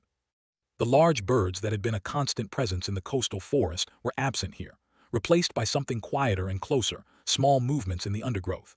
The occasional distant crack of something large and unhurried, the sense of a great deal of life operating very carefully. The 3 days' walk was not easy terrain. A river to cross on the second morning, at a ford the hunters knew, the water waist-deep and fast enough to require care. A long slope on the second afternoon, scrambling through undergrowth that the hunters moved through with ease, and that Gendry moved through with the dogged competence of a large person who has learned to trust their body in difficult ground. Cray moved like a ranger, quiet, economical, always slightly ahead of where Arya expected him to be. Dessau moved like someone who had not done a great deal of off-road hiking, and was discovering reserves of determination he had not previously tested. Old Moth moved with a steady, deliberate pace that had nothing of his usual ease in it, covering the ground not because the ground interested him, but because the ground was between him and the thing responsible for what had happened to Lura. On the morning of the third day, the lead hunter stopped and pointed ahead. For a moment Arya could not see it. The forest was so thoroughly itself that additional structure within it was hard to differentiate. Then her eye found the angle, a corner, too regular to be natural, buried under decades of vine and moss growth. Then another. Then the shape of the thing emerged from the green the way a hidden image in a pattern emerges once you have found the key. You could not unsee it after. The temple was enormous, or had been. The forest had spent centuries reclaiming it, and the forest was largely winning, but the bones of the structure resisted. Massive stones, fitted without mortar in a style she had never seen, organic in their arrangement, curving where you expected angles, flowing where you expected rigidity. The building expressed something in its structure, inward, gathering, a form that drew toward its center rather than radiating from it. The entrance was on the west face, half buried in vines but unmistakably an entrance. They went in. Asterisk. The interior was cooler. Not cold. The deep forest was not cold, but there was a quality to the air inside the standing walls that was contained in a way that had nothing to do with the gaps in the stone. The building held its own atmosphere. She had encountered this in the oldest parts of the House of Black and White, in the deep chambers below the temple floor, and she recognized the quality, the sense of being somewhere that had been accumulating in tension for a very long time. The main chamber was still roofed, stone vaulting that should not have survived centuries of forest growth above it, and had survived. The floor was thick with the detritus of years, but beneath all of it she could see the original floor, the same stone as the exterior, worked in the same flowing patterns. At the chamber's center, a circular mark in the floor, larger than the ones on the walls, perhaps 3 feet across, precisely circular, worked in the stone with a depth of incision that suggested this was the focus of whatever the building had been for. She crouched beside it. Recent, she said. She was pointing at the area near the mark's edge, where the detritus that covered the rest of the floor was conspicuously absent. Someone had been sitting here, recently enough that the pattern was still clear. The compressed area where weight had rested, the scuff marks of movement. Someone uses this place, Gendry said. Yes. She was still crouching when she became aware that the chamber was not empty. It was not sound that told her there was no sound, not from anything that had not been present a moment ago. It was a quality of the air, a sudden specific density of attention, the sense of being in a space that had just acquired a new center of gravity. She rose and turned in the same motion. He had come from behind one of the interior walls, not from outside, not from the passage she had noted on the far side of the chamber, but from behind a standing section of interior wall where the shadow was deep enough. He was simply there, where he had not been a moment ago. Tall, lean, handsome in the specific way Arya had described, the kind of face that had strong structure and no visible age, the kind that could be 35 or 60 depending on the light and your frame of reference. His clothes were right for the region but not quite of it. He wore no weapon that was visible. He looked at her. Not at Gendry, not at Cray or the hunters or Old Moth or Dessau. At her, with the focused attention of someone who has been looking for a specific thing and has found it. I've been waiting for someone like you, he said. His accent was perfect. Not any accent she had heard, not Westerosi, not Essosi, not the coastal dialect she had been learning. Something that sat before all of these, a cleanness of articulation that suggested language itself rather than any particular language, as though he had learned to speak so long ago that the specific origin of the learning had been smoothed away. It was directed at her. The sincerity was total. It was not a line, he meant it. She was still processing the syntax of what to do next. Her training had 17 responses ready, organized by threat level and available geometry. And the problem was that none of the threat assessments mapped cleanly onto the specific quality of this particular moment. When he stepped into the shadow between two pillars and was gone, the temperature in the chamber dropped by several degrees. Silence. Arya stood in the center of the chamber and thought, faster than me. The assessment arrived clean and without ego, the way the best assessments do. He had moved and she had not been able to follow the movement. That was new information. She turned to find the entrance on the far side of the chamber. She had noticed it on the way in, half obscured by the growth that had forced itself through the broken sections of the rear wall, easy to miss if you weren't looking. Now she looked. A passage entrance, narrow, shoulder width, perhaps less. Stoneworked like the rest of the building, descending into darkness. Gendry held his torch toward it. The flame bent inward, toward the darkness as if the passage was breathing in. Below, nothing visible. The torch's light died 2 feet in, swallowed by a depth that was too much for a single flame to reach.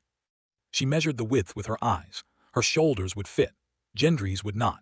She looked at the walls and the floor and the particular quality of the worked stone around the entrance. The motifs here were denser and more deliberate than anywhere else in the chamber, as if this was the actual purpose the whole building had been pointing toward. She felt Gendry beside her, measuring the entrance with the same assessment she was making. "Not yet," she said. "No," he agreed, "not yet." They were in this now. Both of them knew it. They had been in it since the street in Varath, since Lura dropped in the street, since the smile. But this was the point where knowing and acknowledging became the same thing. They turned and walked back through the forest toward Seville. Chapter 6. Piecing it together. 3 days back. They arrived in Seville in the early evening and went directly to Areth's meeting hall, and the full group settled into the business of comparative information, with the specific efficiency of people who had been operating toward a shared question. Dissot spread his maps. He had been drawing the entire time the coast, the settlements, the forest edge, and now the temple at the end of his most recent notation. Marked with the careful precision he brought to everything. The disappearances, plotted on his map with the dates and locations he had gathered from the traders and from Areth's records, they radiated outward from the temple like rings from a stone dropped in water, expanding year by year, each circle larger than the last. The pattern was not subtle once it was drawn. Whatever was doing this was getting more capable, reaching further. 10 years, he said, pointing to the innermost ring. The first accounts all from within a day's walk of the temple, and then he traced outward, year by year. The range doubles every 3 years, roughly. The current reach puts it as far north as Varath, which we know because he stopped. He looked at Old Moth, he continued, which we know because of what happened in Varath. He looked up. At this rate, in another 3 years it will reach Arethas, in 5 or 6 further than that. Cray spread his own notes. There's no match, he said, for the man in the temple. No legend, no historical account, no trader's story that describes anything that fits what we saw. I've checked everything I have. He paused. What I have is not nothing. The motifs on the temple walls appear in accounts of the Far East that predate the Valyrian freehold, some of the oldest geographical records that survive. The accounts call the place they describe the territory of the undying of the continuous self. Whatever built that temple is old, older than any empire. Older than any living empire, Arya said. Yes. He takes something from people, she said. The people who come back hollowed, they are intact. Their bodies work. They breathe, they swallow, they move if you move them, but whatever made them themselves is gone. She paused. And some he takes all the way. She did not say Lura's name. She did not need to. It is not death. It is something more specific than death. He takes the thing that makes someone a person and leaves the rest. Nobody said anything for a moment. And the passage under the temple, Cray said. He was practical, as he always was, assessing the situation in terms of what it required rather than what it meant. You didn't go down it. We weren't ready, Arya said. Are we ready now? Arya thought about this honestly. We need more information before we can be ready for what's down there. We need to know what we're dealing with, what has and hasn't worked against it, whether there are people anywhere who know more than we do. She looked at Cray. Sor, in Arethas, the eldest. Do you think she knows more than she said? Cray was quiet for a moment. Yes, he said. I think she knows considerably more than she said. Then we go north, Arya said. We talk to Sor. Then we come back and we figure out how to go down that passage. Asterisk. That night the others had gone to bed. Arya sat at the window of the room she and Gendry shared, looking south toward the forest she could not see in the dark. The settlement was quiet in the way of a place that had learned to be quiet at night. The single lamp of the harbor master's window was visible from here, burning its steady announcement that someone was awake and watching. Gendry was at the small workbench he had set up in the corner. He had the pale metal in front of him, and he was not working it, not striking, not applying heat. He was holding it, turning it slowly in his hands, with the specific quality of attention he brought to things he was trying to understand. He had stopped forcing it, she had noticed. In Varath, in the first days, there had been an element of contest in his approach, the honest contest of a craftsman who has not met a material he could not eventually work, meeting a material that was declining to cooperate. The set of his shoulders when he put the hammer down had the quality of a man keeping a frustration managed rather than absent. This was different. He was listening to it, with the patience of a man who had decided that what the material wanted was more important than what he wanted to make. "What changed?" she asked. He turned the metal over once more before answering. "I stopped trying to make it into what I wanted," he said. "I'm trying to figure out what it wants to be." She thought about this for longer than the conversation strictly warranted. She did not say any of it. She turned back to the window. "Get some sleep eventually," she said. "Eventually," he agreed. Chapter 7. The Dead Man. A week later. Arya managed the days by doing what she always did. She ranged. She talked to people, gathering the accounts of the hollowed survivors' families with the specific care of someone who understood that the survivors themselves could tell her nothing, but the circumstances of their hollowing might tell her something. She was looking for a pattern within the pattern. The Harvester, she had started thinking of him by the name Areth used. The way you sometimes name a thing as a way of managing it, was not operating randomly. Nothing that had been doing this for 10 years, with increasing sophistication, operated randomly.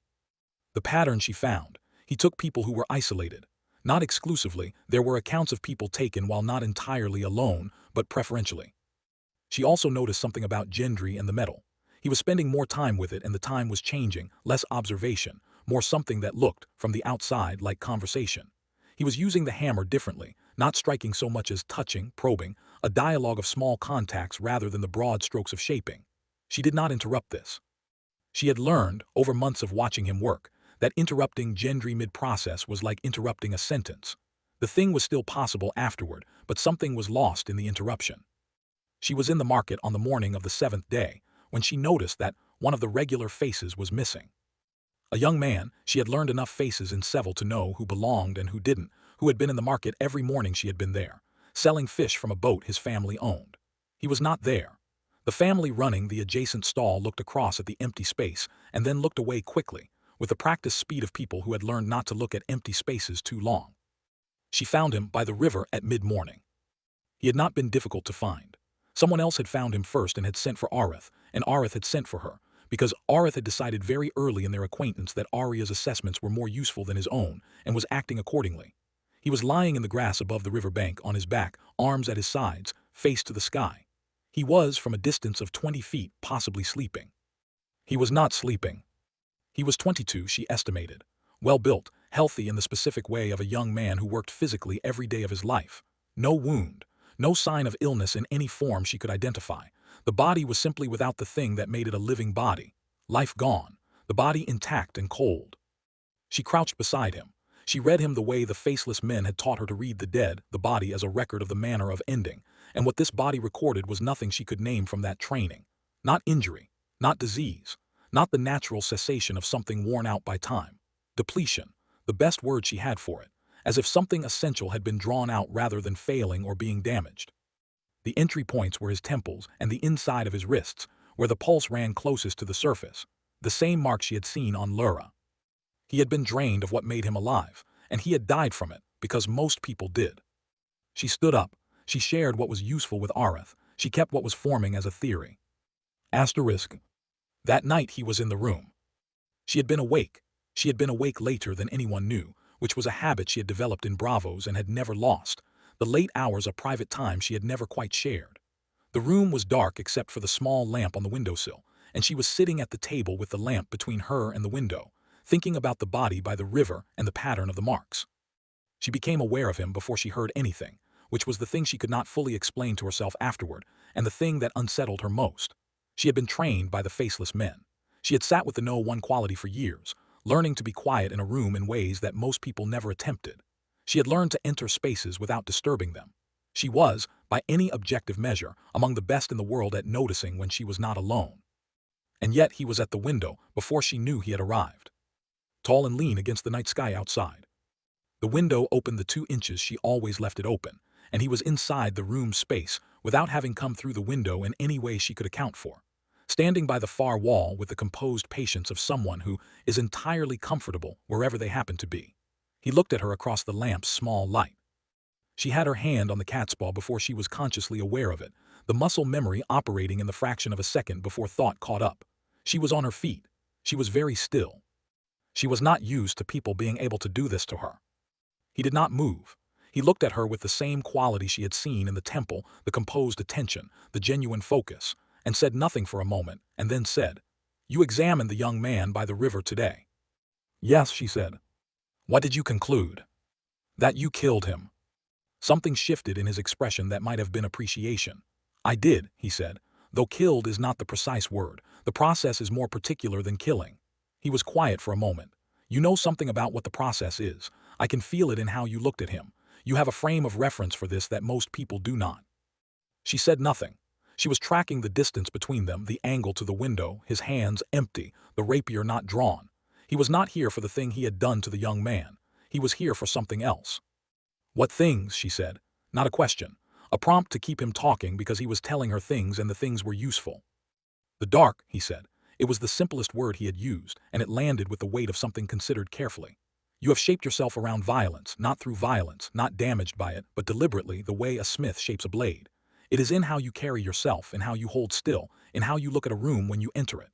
Someone who shaped themselves around violence and survived the shaping and came out the other side stronger." He paused. "I have been on this continent for longer than I remember. I have not encountered what you are, not for a long time." She heard the door. Gendry's step was identifiable even in near silence, his weight, the specific quality of how he crossed a floor, and she knew he was coming through the door a half-second before it opened. She had a fraction of a second to calculate whether to warn him, and she decided against it, because warning him would give the man by the wall information about how she communicated. Gendry came through the door and saw the harvester, and went for his hammer in a single continuous motion that required no pause for assessment. The rapier was in the harvester's hand before Gendry had covered half the room. He moved to intercept, the blade a bright line in the lamplight, and Gendry swung the hammer in a wide arc. The harvester was no longer there when the arc completed. He had simply stepped aside, a shift of 2 feet that used none of his speed, just the angle, and the hammer's momentum carried Gendry off balance into the corner of the room. Arya was already moving. She crossed the room on the diagonal while the harvester's attention was on Gendry's recovery, needle clearing its scabbard, driving toward his right side. He pivoted. The rapier came around not to block but to redirect. It caught the flat of needle and pressed it aside with a controlled push that used her own momentum to spiral her off her line of attack. She recovered in half a step and came back from a new angle, lower, inside the rapier's reach, the catspaw now in her left hand. He stepped back, creating distance, the rapier tracing a figure that covered both the high and low lines simultaneously. They circled. The lamp threw shifting shadows. Gendry recovered from the corner and came in from the left, hammer first. The harvester moved between them, forward, unexpectedly, into the space between Gendry's advancing hammer and Arya's position behind him, and turned Gendry's swing with a forearm block that sent the hammer into the wall. The rapier found Gendry's forearm in the same motion, a shallow cut, surgical rather than destructive. Gendry dropped to one knee, swearing. Arya closed the distance. She had been adjusting since Varath, refining her read of his movement pattern, looking for the specific quality that would let her pass the redirecting. She found what she thought was an opening on his left, a small window, worth perhaps a second, and she committed to it and drove the catspaw toward his chest. The dagger went in. She felt the resistance of cloth and then, beneath it, what should have been the resistance of flesh and then the yield of something penetrated. She felt it. She drove the blade into the hilt. He looked down at her hand. He did not bleed. There was no reaction in his face of the kind she had seen in everyone she had ever stabbed, the flinch, the breath change, the specific moment of a body receiving bad news. There was a brief pause, a quality of attention directed at the blade in his chest with the mild interest of someone examining an unexpected development. He reached up. He removed the dagger from his own chest with one hand. He looked at it for a moment.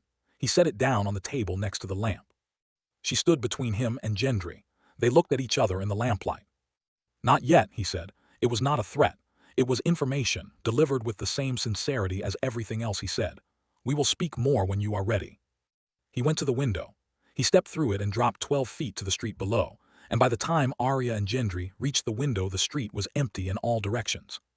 Silence. Gendry was pressing his free hand to his forearm, which was bleeding in the specific way of a shallow cut that looked dramatic and was mostly inconvenient. He looked at the cat's paw on the table where the harvester had placed it. He looked at Arya. "The knife didn't do anything," he said. "No. What does that mean, for everything?" She picked up the cat's paw. She checked the blade, no chip, no damage, the Valyrian steel exactly as it had been. She put it back in her belt. She sat down at the table. "It means we need more information," she said. Her hands were not entirely steady. She was aware of this, and she did not mention it, and she did not show it more than the slight quality of restraint that someone who knew her very well might have noticed. Gendry, who knew her very well, sat down across from her and said nothing about it. "We go north," she said, "tomorrow." "Yes," he said. "Sor knows things she hasn't told us." "Probably. And we need to understand what that passage under the temple is. What's down there?" Gendry was quiet for a moment. "What does he want from you?" She thought about what the harvester had said, about the dark, about what he had sensed in her. "He's lonely," she said. It was the truest answer she had, and also the most disquieting one, because she had recognized it in him immediately and spent the past hour trying not to. Gendry looked at her for a long moment. "Well," he said, "that's his problem." She almost smiled. She did not, but it was close. "Go to sleep," she said. "We have a lot of walking tomorrow." Chapter 8. Compulsion. A week later, and they were still in Seville, and the attack came on the 4th day after Gendry's encounter with the harvester. It came in the evening, which was somehow worse, because the evening belonged to the ordinary, and the ordinary was still accessible. The group was gathered in the common room of the inn, the remains of the evening meal still on the table, Disso writing, Cray reading. Old Moth sat apart from the others at the window end of the room, looking out at nothing particular. He was present, which was what Old Moth had settled into, present, functional, doing what needed doing. But there was a quality to his stillness that was nothing like the Old Moth who had filled the Shadowcat's crossing with steady opinion. He had become a quieter man, and the quiet carried weight. 2 men came through the door. Arya knew them. She had learned the faces of Seville with the automatic thoroughness of her training, and these were faces she had filed. A fisherman named Perrin, mid-30s, who had 3 children and an elder mother, and who had given her directions to the river on her first morning in the settlement. A younger man, the brother of one of Arya's assistants, who had helped carry supplies when they arrived. Good people, in the straightforward sense of people living their lives with ordinary decency and ordinary purpose. They came through the door without any of the qualities that aggression usually carried, no anger in the face, no tension in the shoulders, none of the preparatory narrowing of attention that signals a body committing to a violent act. They were directed. Purposeful in the empty way of a wound mechanism. The tension had been set by something else, and they were simply the delivery. There was no one home behind their eyes. They went for Gendry. Not the whole group, not Arya, not Cray, not any of the others. Gendry, specifically, and with the focused totality of the compulsion, because the compulsion had been calibrated. It wanted one thing done, and it wanted these 2 bodies to do it, and everything else was irrelevant. Arya was in motion before she had made a conscious decision, the specific quality of her training placing her body in the right position before her mind had fully processed what she was reading. She stepped between Perrin and Gendry, and she did not draw needle.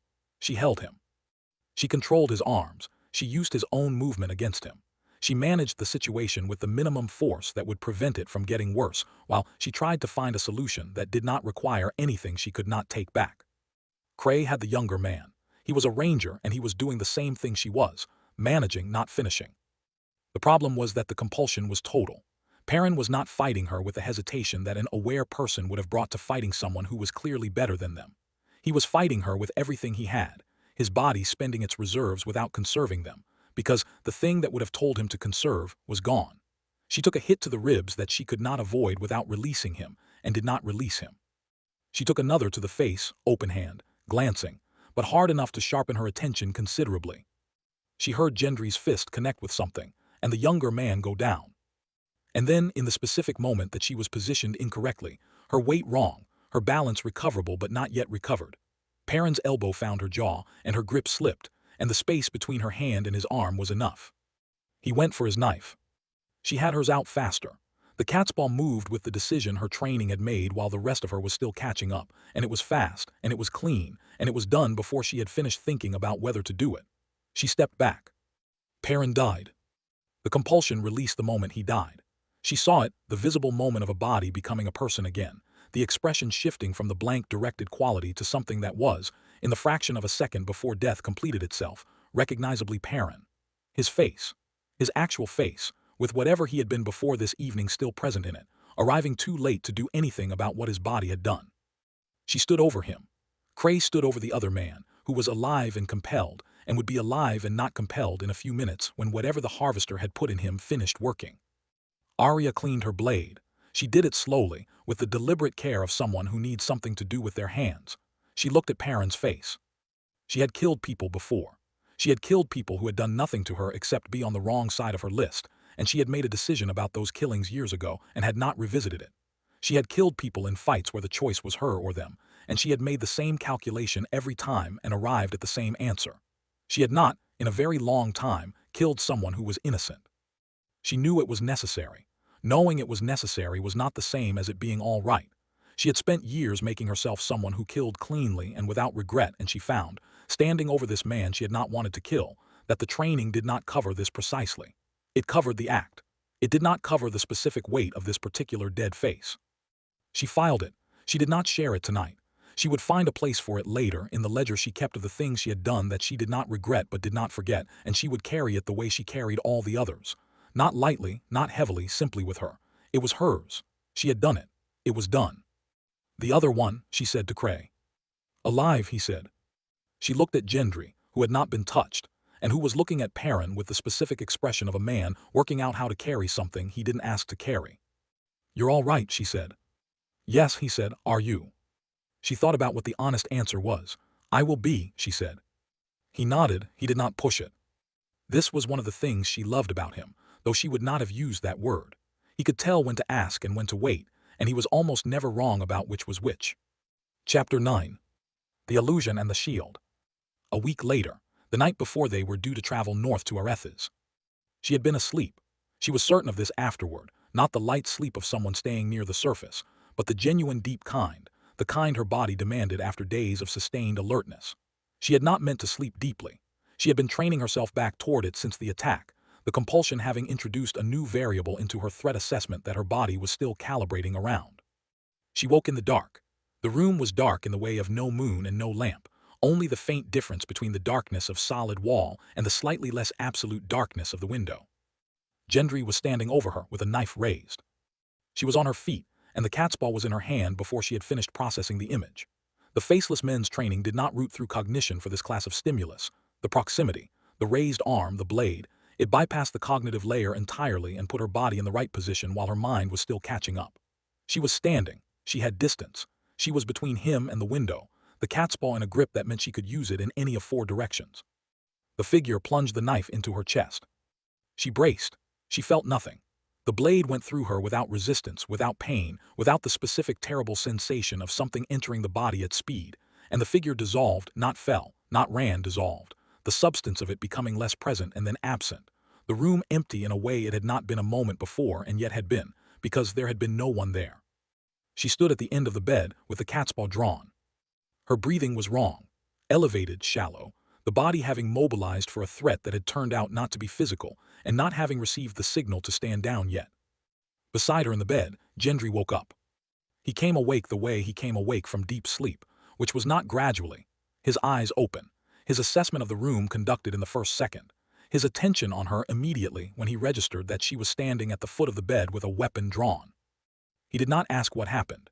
He had woken to find her in defensive positions twice before, and he had learned from the first time that asking immediately was not the most useful response. He got up.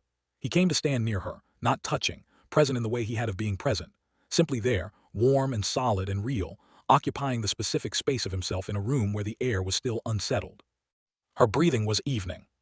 He was here, she said, not physically. Something he made was here, she thought about this. He can make things that look real. Like the compulsion, Gendry said. Like the compulsion, different kind. This was addressed to me specifically. It knew what I would wake to find terrifying. She paused. He made it you. The thing holding the knife was your body, except it wasn't. Gendry was quiet for a moment. He chose something that would make you hurt me. She looked at her hand again. I almost did, my training almost. But you didn't, he said. No. He stood with her in the dark for a time. He did not say, it's all right. He did not say, you're safe now. Both of those things would have been slightly wrong, and he had a quality she valued very much, which was that he did not say slightly wrong things in order to be reassuring. After a while she put the cat's paw back in its sheath. She sat on the edge of the bed. He sat beside her. He's escalating, she said. First he approached me directly. Then the compulsion using people we knew against Gendry. Now this. She paused. He's moving faster because something has changed. What's changed? She thought about it. We're investigating, we're asking questions. We went to the temple, we know about the passage. She looked at him. He knows we know, and he doesn't like it. Good, Gendry said after a moment. If he doesn't like it, we're doing something right. She would not have said it exactly that way, but she agreed with the conclusion. Before dawn, another body was found in the settlement. Asterisk. That evening, Arya went to find Gendry at the forge. He was sitting outside it, on the bench where Areth Smith sat when they were waiting for metal to heat, the pale metal in his hands and nothing else. No tools, no fire, just the metal in his hands and the particular quality of his attention that meant he had been at this for some time. She sat beside him without speaking and watched. He was moving his hands along the surface very slowly, with the pressure of someone reading rather than working. His eyes were almost closed. After a while he said, without opening his eyes fully, "It wants to be a shield." She looked at the pale chunk in his hands. A shield. A big kite. He turned it over slowly. I tried to map out an ornament on it last week, a stag, because, he paused, it wouldn't take it. I worked the surface for 2 hours and the metal kept refusing, smoothing itself back out. It doesn't want an emblem, it just wants to be what it is. How long, she asked. A few days if I start now. The shape is already there, I just have to bring it out. He opened his eyes and looked at the metal, turning it one last time. Whatever it is, it's the best thing I've ever made, and I haven't started yet. She sat with him a while longer. The settlement was quiet around them, the specific post-crisis quiet of a community that had spent the day absorbing something terrible, and was now in the process of distributing the weight of it through all the ordinary activities of living. She went to sleep that night with the cat's paw in her hand. Asterisk. He finished the shield on the 5th day. She came to the forge as the light was going gold in the late afternoon, and found Gendry standing back from the anvil, looking at what was on it. The shield was 3 feet long and 2 feet across at its widest, the classic kite shape that narrowed toward the bottom. The pale metal had been worked into something that was simultaneously lighter than it should be. She could see this from how little effort it cost him to lift it by the grip, which had been formed from the metal itself rather than attached, and denser than it looked, the kind of density that came from something structurally complete rather than from weight. The surface was smooth except for the shallow channels of the working, the marks of the hammer visible in a pattern that was, she realized, not accidental. The lines of the working described something, a form that was not quite a shape but was not quite abstract either, in the way of the temple's motifs. He had tried to put the stag on it. She could see the place on the upper surface where the metal had been worked and had resisted. The surface was perfectly smooth where the emblem should have been, smoother than the rest, as if the metal had closed over the attempt. It's extraordinary work, she said. He looked at it. He nodded once, with the particular nod of someone who knows the quality of what they have made, and has decided to accept that knowledge rather than deflect it. He lifted the shield and measured its balance, shifted the grip, swung it twice. Then he hung it from the wall hook beside Jorah's other completed work, where it sat with the composed presence of something that had always been going to be exactly what it was. Chapter 10. Sor's knowledge and loss. They traveled north to Arethas with the urgency of people who have run out of patience with waiting for answers. The journey that had taken them 2 easy days the first time took a day and a half now, Arya setting a pace that the others matched without complaint. Arethas felt different from the first visit. The fear that was ambient in Seville had arrived here. Not as strongly, the forest was further, the disappearances had not yet reached this far, but it was present, a new layer under the settlement's ordinary activity. A child ran across their path and was called back sharply by a voice from a doorway. 2 women at the well looked up when the group entered the main square and looked at them for longer than was customary. Maren came to meet them. She looked at Arya's face and said without preamble, "Sor is expecting you." Sor's house was on the settlement's south side, smaller than her authority suggested, with the tended quality of a space that was used for thinking rather than display. Books, or this continent's equivalent, bound parchment documents of considerable age, on every horizontal surface, the organization of them suggesting a system that was clear to its owner and not immediately obvious to anyone else. Maps, some of them very old, pinned carefully to the walls.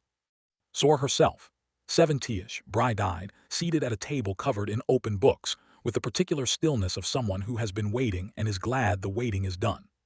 "Sit," she said through Dessau. They sat. Asterisk. She spoke for a long time. She had no generational knowledge of the specific threat.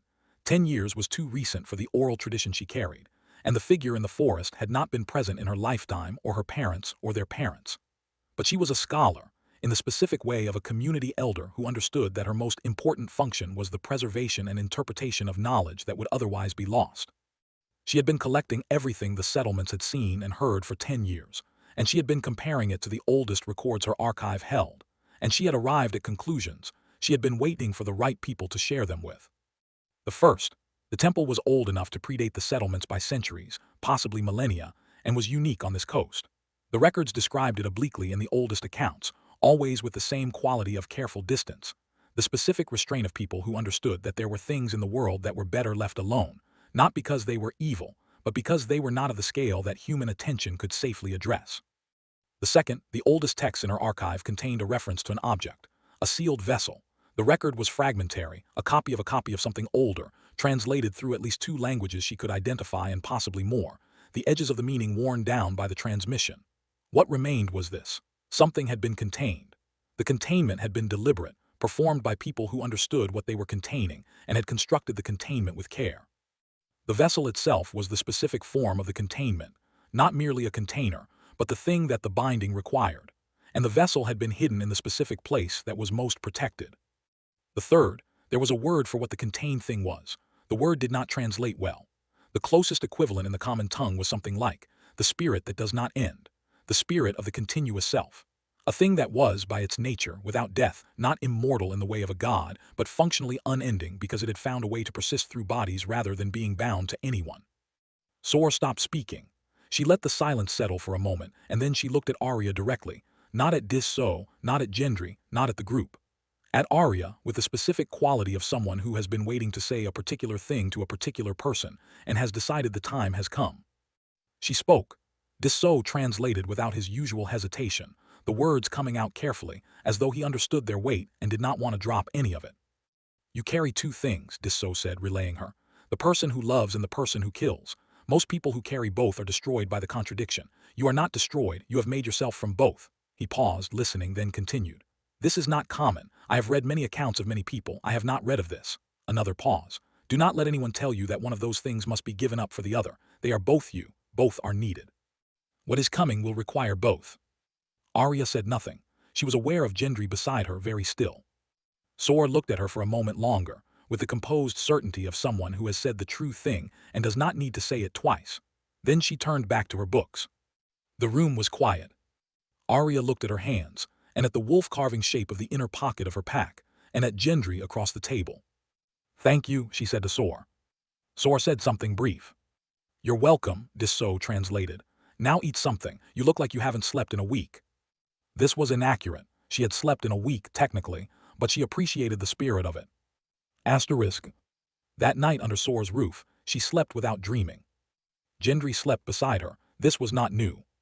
Had not been new for months, had stopped being new so gradually that she could not have identified the exact moment the arrangement had shifted from proximity into something more deliberate, only that at some point they had stopped pretending otherwise.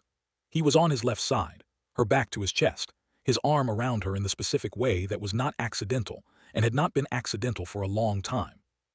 This was one of the things they did not discuss, because discussing it would have required words they had not chosen to use, and the arrangement was clear enough without them. She had learned to sleep like this, with the specific solid warmth of him at her back, and when she woke without it, now the absence was notable in a way she did not examine too closely. She woke before dawn and lay still for a while, listening to the settlement's night sounds. She was thinking about the harvester. What he was, how long he had been it. She knew almost nothing about him, no name, no history, no account of how he had come to be what he was.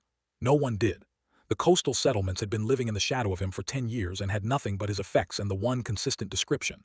Tall, lean, ageless, precise. She had faced him 3 times and fought him once and had a knife in his chest and still knew nothing beyond what she had observed directly. She thought about the loneliness she had named to Gendry. That had been the truest thing she had said about him, and she had said it because she recognized it.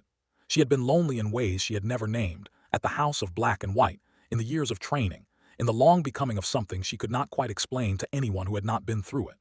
She had been lonely, and she had chosen to stay in the shaping anyway, because the shaping was the truest version of herself. He had been doing this for what the account suggested was a decade, possibly longer, operating at the edge of the world, taking pieces of people, collecting something he could never keep. She thought about what it cost a thing to exist like that, always moving, never arriving, taking without receiving, aging none of the bodies it wore. If it had once been capable of loneliness, it had been living the purest form of it for a very long time. She thought about Gendry.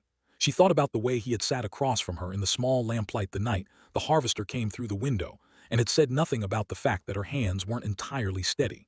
She thought about the wolf carving in her pack, about what it meant to be known by something made rather than something said. She thought about the difference between the harvester's kind of want, the want that reached for and took without knowing how to hold, and what she felt when she looked at Gendry. She did not have a clean word for what she felt when she looked at Gendry. It was not the same as wanting. It was more like recognition, like something that had always been true being confirmed.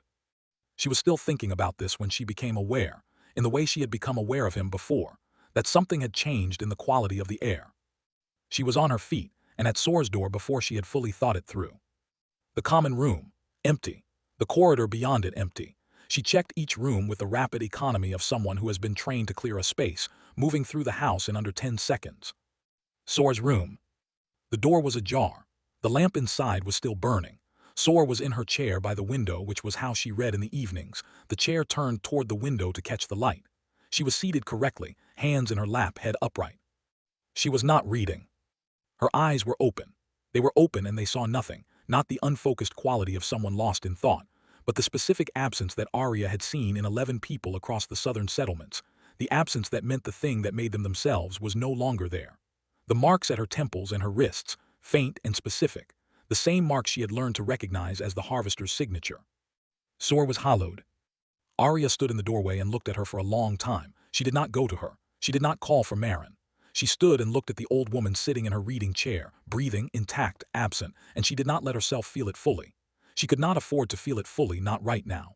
She would feel it later. She would carry it the way she carried everything, not lightly, not heavily, just with her. She turned and walked back to the room. She sat on the edge of the bed. Gendry woke at the change in her weight on the mattress. He looked at her face. "Sor," she said. He was quiet for a moment. Then he sat up and put his hand on her shoulder, briefly, the specific brief quality of a hand that is not trying to fix anything but is simply present. She covered his hand with hers for a moment, then she let go. "He knows we're coming for the vessel," she said. "This was a message. He wanted us to know it." She found Meryn in the kitchen before the rest of the settlement woke. She told her. Meryn went very still and said nothing for a long time. Arya sat with her in the kitchen in the early morning quiet and did not try to fill the silence, because the silence was doing necessary work. "She knew," Meryn said eventually. "She told me when you arrived the first time. She said, 'These are the people.'" She looked at her hands. "I hope she was right." "So do I," Arya said. It was the most honest thing she could have offered. Chapter 11. The second fight. He was waiting for them on the road south. They were 2 hours out of Arethes, heading back towards Seville, when the group stopped at a bend in the track and found him standing at the edge of the forest path 100 feet ahead. Simply there, the way he was always simply there. Not arrived, not approaching, just present, the road bending around him and the forest behind him, and the morning light falling on him at an angle that made his features clear and his expression readable from this distance. Composed, patient, done with intermediaries. Arya had been carrying a particular quality of focus since the morning's events in Sor's house. She had felt it settle over her the way armor settles, a necessary compression of the self, the exact measure of what was needed, and she felt it sharpen now. She had been waiting for this. "Behind me," Gendry said, quietly, from beside her. He had the shield in his left hand and the short hammer in his right, and he had shifted his weight forward in the specific way that meant he had made a decision. "No," she said. "Arya. We fight together, not in front of each other." She felt him accept this.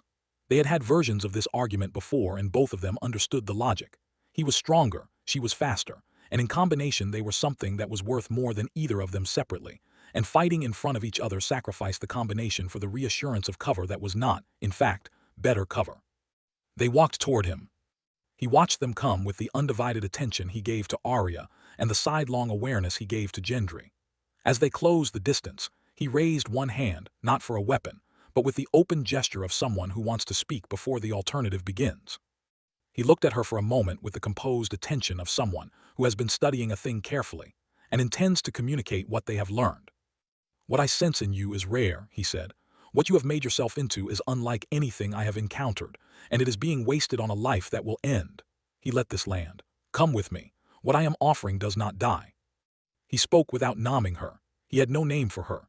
She was not a person he knew from outside. She was a thing he had identified in a room, a quality he had recognized, a flame he had found interesting. That was all she was to him, and the offer was as much about his own hunger as anything else. She looked at him for a long moment.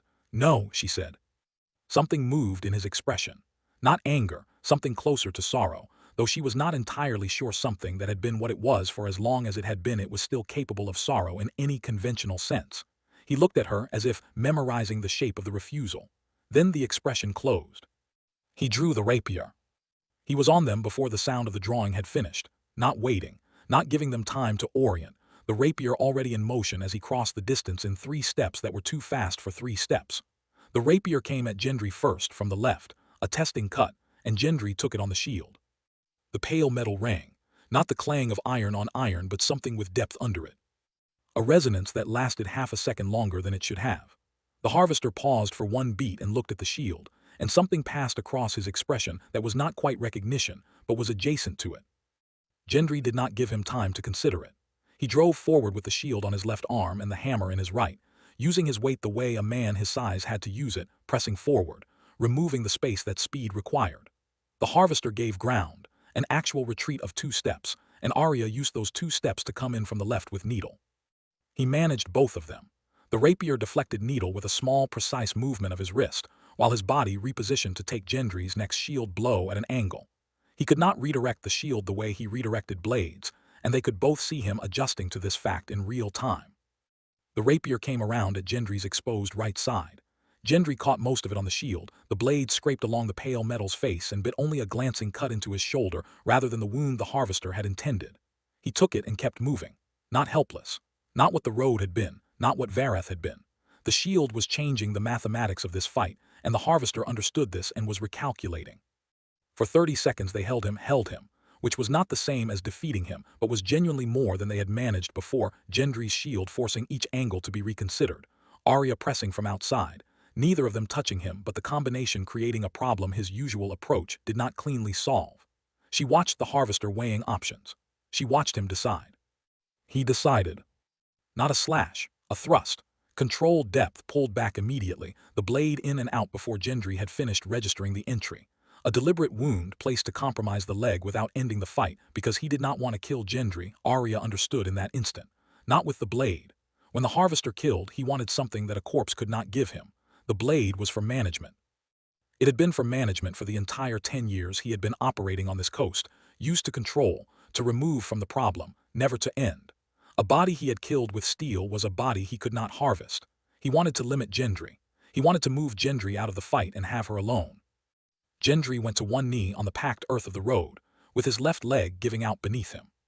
The hammer dropped. She was driving toward the harvester's right side when it happened, committed to an angle she couldn't recover from fast enough to intercept before he reached Gendry.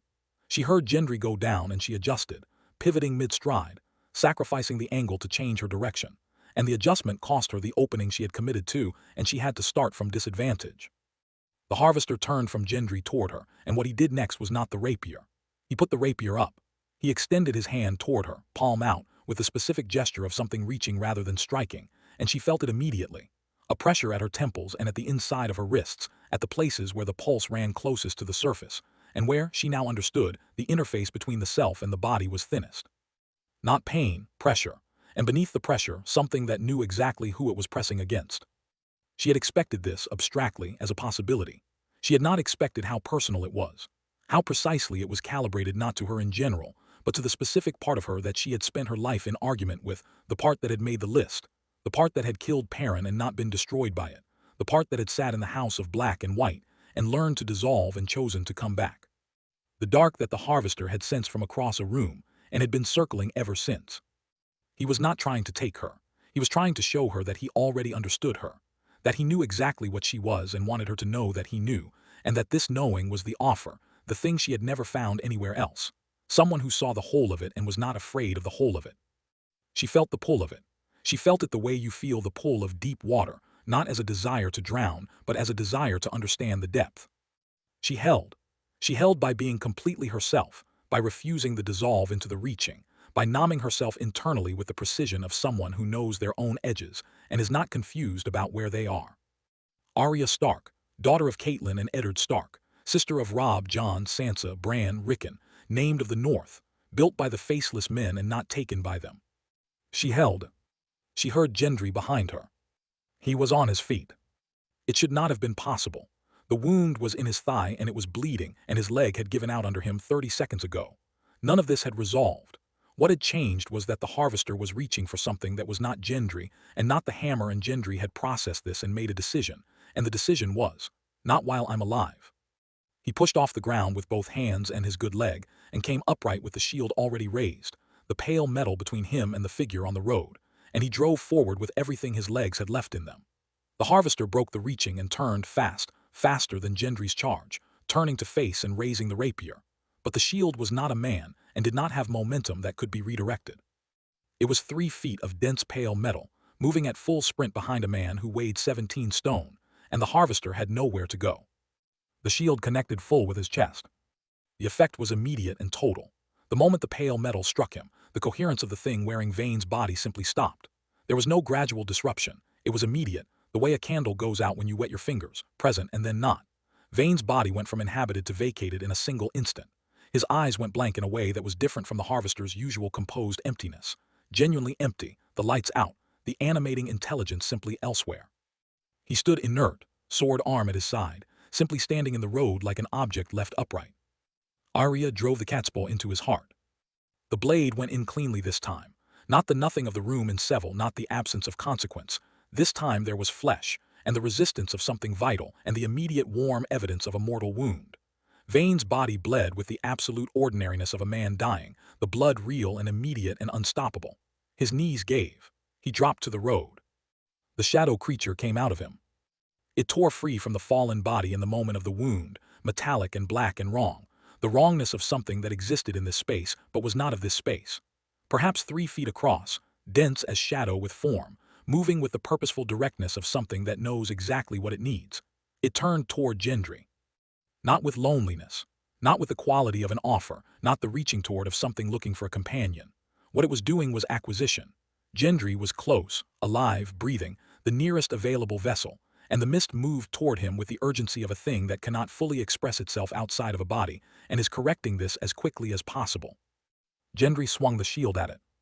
On instinct, on the same instinct that had sent him charging at the Harvester a moment ago. Something in trouble, here is what I have. The pale metal connected with the mist at full arc. Sparks. Not the sparks of steel on flint, but something larger and stranger, white gold, erupting outward from the point of contact in a radius that expanded for a full 2 feet in every direction, the light of them lasting a full second and then gone. The mist recoiled. Not retreated. Recoiled, the whole mass of it contracting inward as if struck, drawing away from the shield with a motion that had the quality of pain in it, the involuntary quality of a body responding to heat before the mind has processed what is happening. The mist pulled back. It hovered above Vayne's fallen body for a moment, gathering, and then it descended back into him. The wounds closed, not slowly, rapidly, the body knitting with the speed of something that had healed worse and would heal again. The blood ceased, the pallor lifted. The torn thing reassembled itself in seconds. Vayne's eyes opened. He looked at the shield, he looked at Gendry, he looked at Arya. He looked down at the rapier, lying on the road where it had fallen with him. With a fluid motion, he pressed the toe of his boot against the flat of the blade and kicked sharply upward, sending the weapon spinning into the air. His hand came up and caught the handle at the apex of the spin, the rapier arriving in his grip as though it had always been on its way there. He held it loosely at his side. For the first time in all their encounters, his expression held something she could not quite name. Not fear.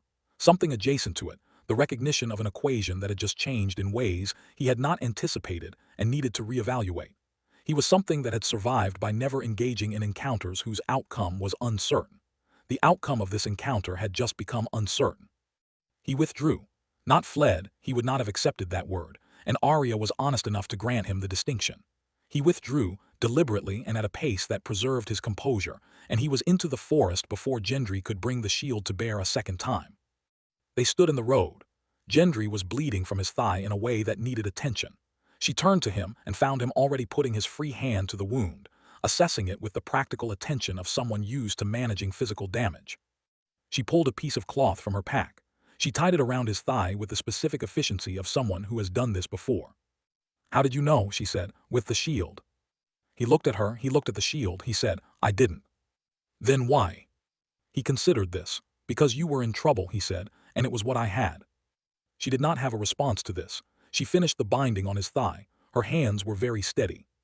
He was looking at her with the expression she recognized as the particular look of someone deciding whether to say something they have decided not to say. And as usual, he made the correct call and didn't say it. Come on, she said, we need to talk to everyone. Chapter 12. What they know now. The next morning, Gendry's thigh was bandaged and less worrying than it had been the night before. They were in the common room of the inn in Seville, 5 of them plus Arya, the remains of breakfast still on the table. She laid it out. The shield disrupts him, she said. The contact between the pale metal and him separates the spirit from the body, completely if the force is enough. In the moment of separation, the body becomes mortal. He can be wounded. He can be killed. She looked at Gendry. You saw what happened when I stabbed him. The wound was real. He bled. He went down. But killing the body isn't enough, Gendry said. No, we saw that too, she paused. When the body is badly enough damaged, the spirit separates. We saw it try to enter Gendry, and when it couldn't because the shield repelled it, it went back into the body and the body healed. She let this settle. We cannot kill him this way. We can only separate the spirit from the body long enough to contain it. The vessel, Dissou said. The vessel, she said. It is the only thing that can hold it. It was made for exactly this. Sor's records say it was hidden in the most protected place in the temple. The passage under the chamber is the only place that fits that description. She looked around the table. We go back to the temple. We go down the passage and find it. We use the shield to separate the spirit and we capture it in the vessel. That's the plan. We don't know what's down there, Cray said. No, she agreed.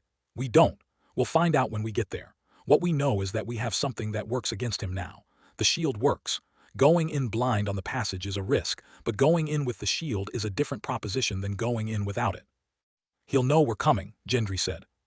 Yes, he'll probably be there when we arrive. Plan for that. She looked at the shield, leaning against the bench beside him. Old Moth had been quiet through all of this, which was not unusual since Varath, but there was a different quality to his quiet this morning. He was leaning forward with his forearms on the table, looking at the shield, and when the silence opened after Arya finished, he said, I'm going. It was not a question. It was not a request. It was the specific flatness of a man who has made a decision and is informing people of it. We know, Arya said. I want to be clear, he said. I am not going because I think I can help or because I am the right person to be there. I am going because Lura is dead and the thing that killed her is in that temple and I intend to be present when it is ended. He looked around the table. That is all. Nobody argued with this. It would have been a waste. Gendry looked at Dissou. You should stay here, he said. Arya can find you safe lodgings. You're not a fighter and will be moving fast. Dissou straightened in his chair. He had his notebook open on the table in front of him, which was where his notebook usually was, but he closed it now and set it aside with deliberate care. I know I'm not a fighter, he said. I also know that you're going somewhere no one has ever mapped, and that what happens in that temple is going to matter for every settlement on this coast for 100 years, and someone should be there to record it. He looked at Gendry. I can carry things. I can help with preparations. I can do whatever is needed that doesn't require me to fight, and I want to be part of this. He said it without defiance and without apology, in the specific tone of someone who has thought this through, and arrived at a conclusion they intend to stand by. Old Moth looked at him. Something shifted in Old Moth's face, not a smile. He was not a man who was smiling these days, but a quality of recognition. The specific recognition of a man who understands someone doing the harder thing when they didn't have to. He gave Dissou a short nod that said more than most speeches would have. We go in a week, Arya said. Everyone needs time to prepare. Arya's hunters know the path to the temple. We'll need them. Chapter 13. The Temple Passage. The week was long, and it was not long enough, and they arrived at the temple again on a morning that was overcast for the first time since they had made landfall. The sky threw the forest canopy the color of pewter, the light flat and even insufficient. 7 of them, Arya, Gendry, Cray, Old Moth, Dissou, and the 2 hunters Arya had lent them for the first visit and who had agreed, with the quiet practicality of people who understood exactly what they were agreeing to come back. They moved through the deep forest in the specific silence of the previous approach, and this time the silence had a different quality, not the silence of approach but the silence of commitment. They were not looking. They were arriving. The temple received them as it had before. The old stones, the organic architecture, the long centuries of growth pressing at every exterior surface without defeating the fundamental structure. The entrance as before. The main chamber as before. The passage entrance, on the far wall, half hidden by the overgrowth that had continued to press inward since their last visit. Arya crossed the chamber and stood before it. The entrance was cut in the back wall with the same precision as everything else in the building. Deliberate, proportioned for a slim human body, the symbols around its frame denser and more deliberate than the symbols elsewhere in the chamber. She had measured its width twice on the last visit and measured it again now with her eye. A little over 15 inches at the widest point, tapering slightly on both sides. She had been right, she would fit. She turned to Gendry. He was already at the entrance, his shoulder against the frame, measuring the same width with his body that she had measured with her eye. She watched him process the result. The measurement did not lie. He stepped back from the entrance.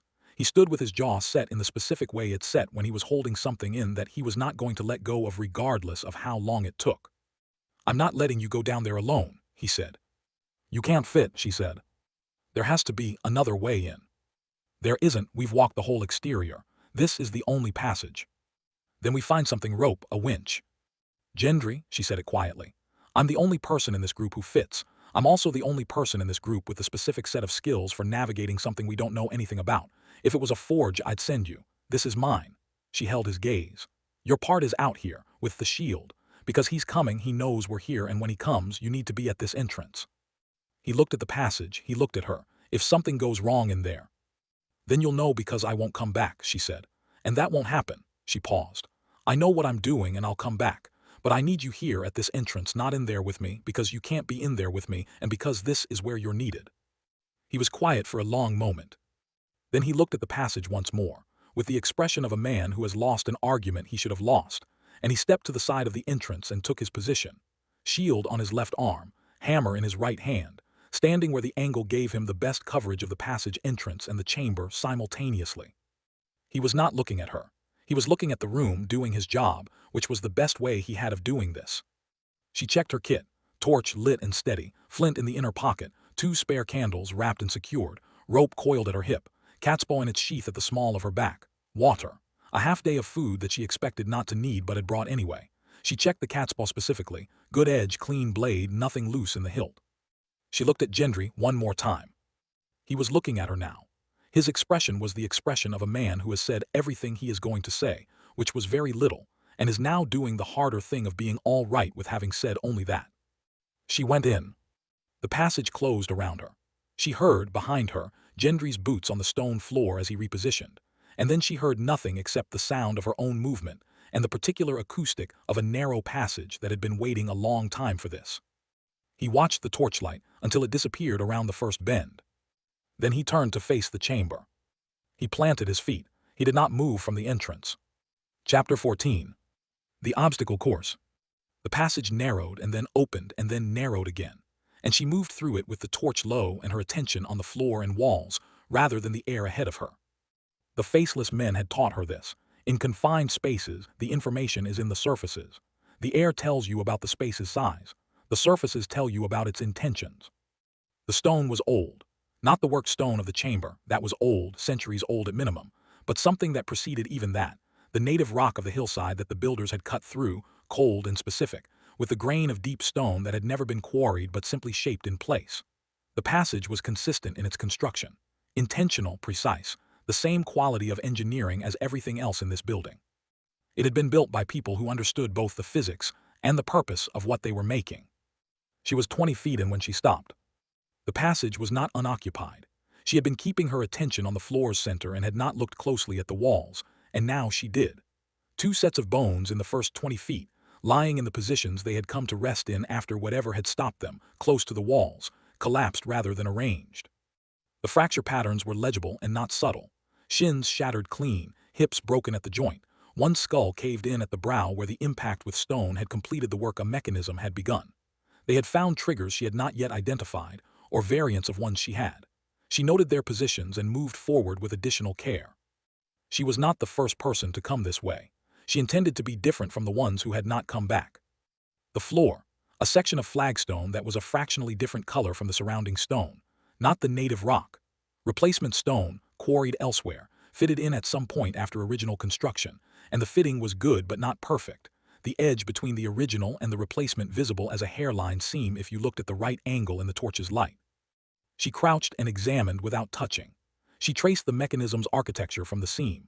The flagstone was on a pivot, the pivot point approximately 6 inches from its near edge, the counterweight that would activate on downward pressure visible in the wall beside the flagstone as a slight protrusion of the surface.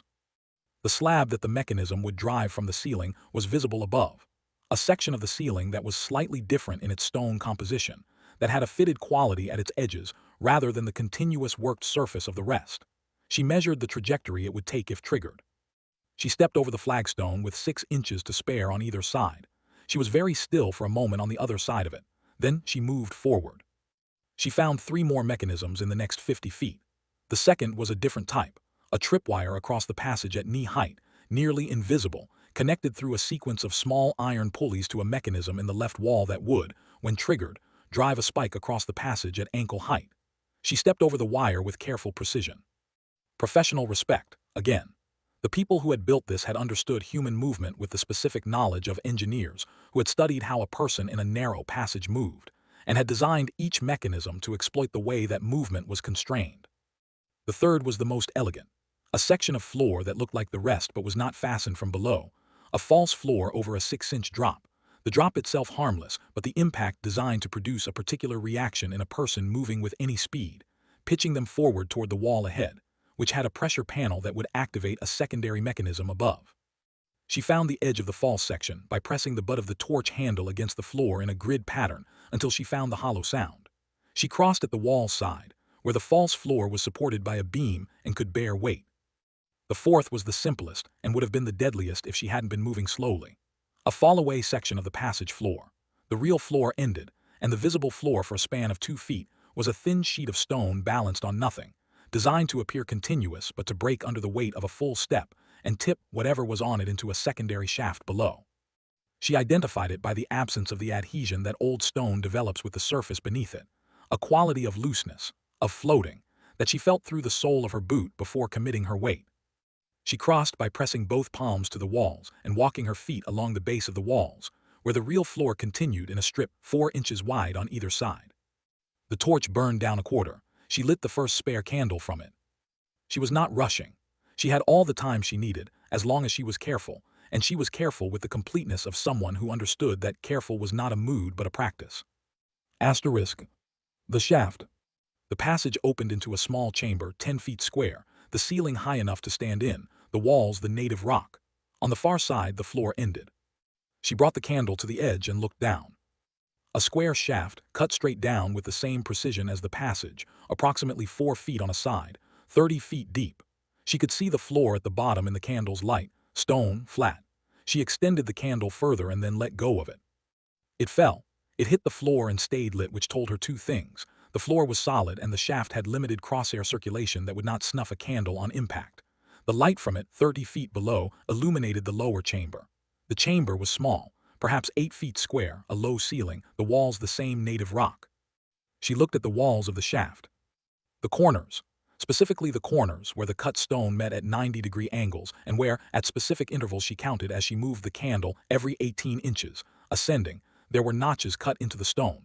Regular, intentional, exactly the width of a finger at the first joint. A hidden ladder for someone who knew to look for them. She tested the lowest with her fingers, crouching at the shaft's edge. The notch was tight, she could get her fingertips in, the first joint, but not the second. Not enough purchase for a controlled descent. The notch was made for something more precise than bare fingers. The cat's paw. She pulled it and measured the blade's width against the notch. A close fit. She pressed the tip into the notch at the lowest position and applied weight. The blade held. She assessed the shaft. The walls were approximately 4 feet apart, wide enough to use opposing walls for bracing. Her arms could not bridge the full width, but her legs and arms together, positioned diagonally, could create friction points. She had descended structures more complex than this under less forgiving conditions. She sat at the shaft's edge. She turned, got her feet over, pressed them against the near wall to slow herself. She lowered herself until she was braced across the shaft with her arms and feet on one wall and her back on the opposite. The light from the candle below was enough. She descended. At the bottom 10 feet she judged the distance and dropped, landing in a controlled fall, rolling to absorb the impact. The lower chamber was exactly as she had seen it from above. 8 feet square, low ceiling, the specific smell of sealed stone space, dry and cold and slightly sweet in a way she could not account for, something very old releasing itself slowly into the air. The candle was still burning, 3 feet from where it had landed. She picked it up. The floor was not empty.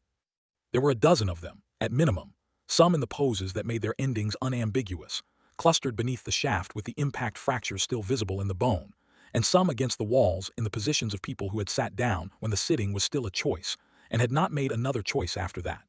They had fallen and found no way up, and had waited in the dark until the waiting was finished. The oldest ones had been here long enough to begin returning to the stone around them, worn smooth by centuries of dry air. The most recent, she could not know how recent, but more recent, still held the form of the people they had been.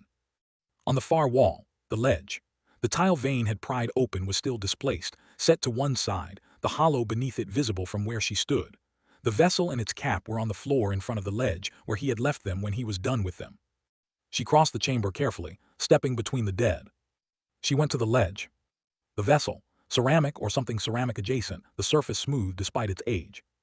The symbols incised with the same quality of precision she had come to associate with all of the building's worked surfaces. She touched it. It was cold and solid and exactly present. The cap beside it, fitted stone, shaped to seal the vessel's opening, covered in the same symbols as the vessel's exterior. She lifted the vessel and shook it gently. Nothing inside that she could feel, no weight shifting, no liquid. Whatever was in it was not material. She put the cap in first, inner pocket wrapped in the spare shirt she had brought for exactly this purpose, wedged securely. Then the vessel on top of it nested in the remaining spare clothing. She tested the pack's security, both hands a firm shake. Nothing moved. She looked at the shaft. 30 feet, she needed to go back up. She tried the notches with her fingers first. She knew before she finished trying that it would not work. The walls were completely smooth between the notches and the notches were cut for something more precise. But she tried twice, both times getting 4 feet up and finding herself without the next handhold and sliding back down. She stood in the chamber and looked at the shaft and did the problem. The cat's paw, she placed it in the notch at 8 feet. She was going to need a running jump to catch the hilt, pull herself high enough to get her feet onto the lowest available foothold, and then begin the ascent by transferring the blade from notch to notch while using her feet and the opposite wall for the friction points. This was not a problem she had specifically practiced. It was a problem made of things she had specifically practiced, assembled in a new configuration. This was, she had found, how most problems were. She jumped. Her hands closed around the hilt of the cat's paw 8 feet up the wall, and the blade held, and she pulled herself up with both arms until her feet found the stone of the wall's lower surface, and she could push as well as pull. From there, right hand into the notch above, left foot bracing against the opposite wall, transfer the cat's paw to the next notch up, recover the right hand to a crack she had identified from below. The rhythm established itself after the third transfer, and she climbed with the specific efficiency of someone who has found the pattern in a difficult thing. The upper chamber arrived with the particular relief of a floor that is not 30 feet below you. She rolled over the edge and sat for a moment on the stone, breathing, her arms sending detailed information about the past 10 minutes. She checked the cat's paw. The blade was clean, not a chip, not a scratch. She had been driving the tip into ancient stone at the full extension of her weight for 30 feet of ascent, and the steel had taken it without complaint. Good steel. Valyrian steel, which was the best there was. She stood, she checked the pack, everything secure. She turned to the passage entrance and started back the way she had come. Then she stopped. She had been moving on the momentum of the task, and the momentum paused now, just for a moment, on something that had been sitting at the edge of her attention since she first came down the shaft. The mechanisms, the traps, the hidden tile, the notches in the wall. Someone had designed all of this not to make the vessel unreachable, but to make it reachable only by the right person, under the right conditions. A sealed chamber with no entrance would have been simpler. A location with no map, no temple, no trail of ancient texts for determined scholars to follow, simpler still. But whoever had built this had wanted the vessel to be found again, had wanted to make it difficult enough to stop the careless and the unlucky, and possible enough for someone sufficiently careful and sufficiently desperate. They had built a door and hidden it, rather than building a wall. She didn't know why. She couldn't know, standing in a shaft in a cave on a continent that had no name on any map she'd ever seen, with bones around her feet and a sealed vessel in her pack, and a man bleeding in a chamber above her. Whatever the builders had understood about what they were containing, whatever they had believed about the nature of it, about the future, about the possibility that containment might one day need to be done again, she was not going to untangle it in the next 30 seconds. She filed it for later or for never. She turned back to the passage and moved. Chapter 15. Gendry's Last Stand. He arrived in the chamber without sound. Gendry had been at the passage entrance for somewhere between an hour and 2 hours. He had lost precise track of the time, which was a thing that happened in situations where you were paying very close attention to everything around you and could not afford to pay attention to the clock. The others were distributed around the chamber, Cray near the main entrance, with the hunters. Dissot in the corner, which was where Dissot went when things became physical, and no one was going to tell Dissot he was wrong about this because he was a cartographer, and his job was to be alive at the end so he could make maps. Old Moth at the left wall, standing with his hand on the short blade at his belt, facing the main entrance. The Harvester was simply there. One moment the chamber was as Gendry had been watching it, the 5 other people, the light, the mark in the floor with its faint pulse, and the next he was in it, standing near the main entrance with the composed attention of someone who has arrived at a destination they have been considering for some time. He looked at the passage entrance. He looked at Gendry. He understood, immediately and completely, what was happening. Gendry could see this in the fraction of a second when the Harvester's expression registered the situation.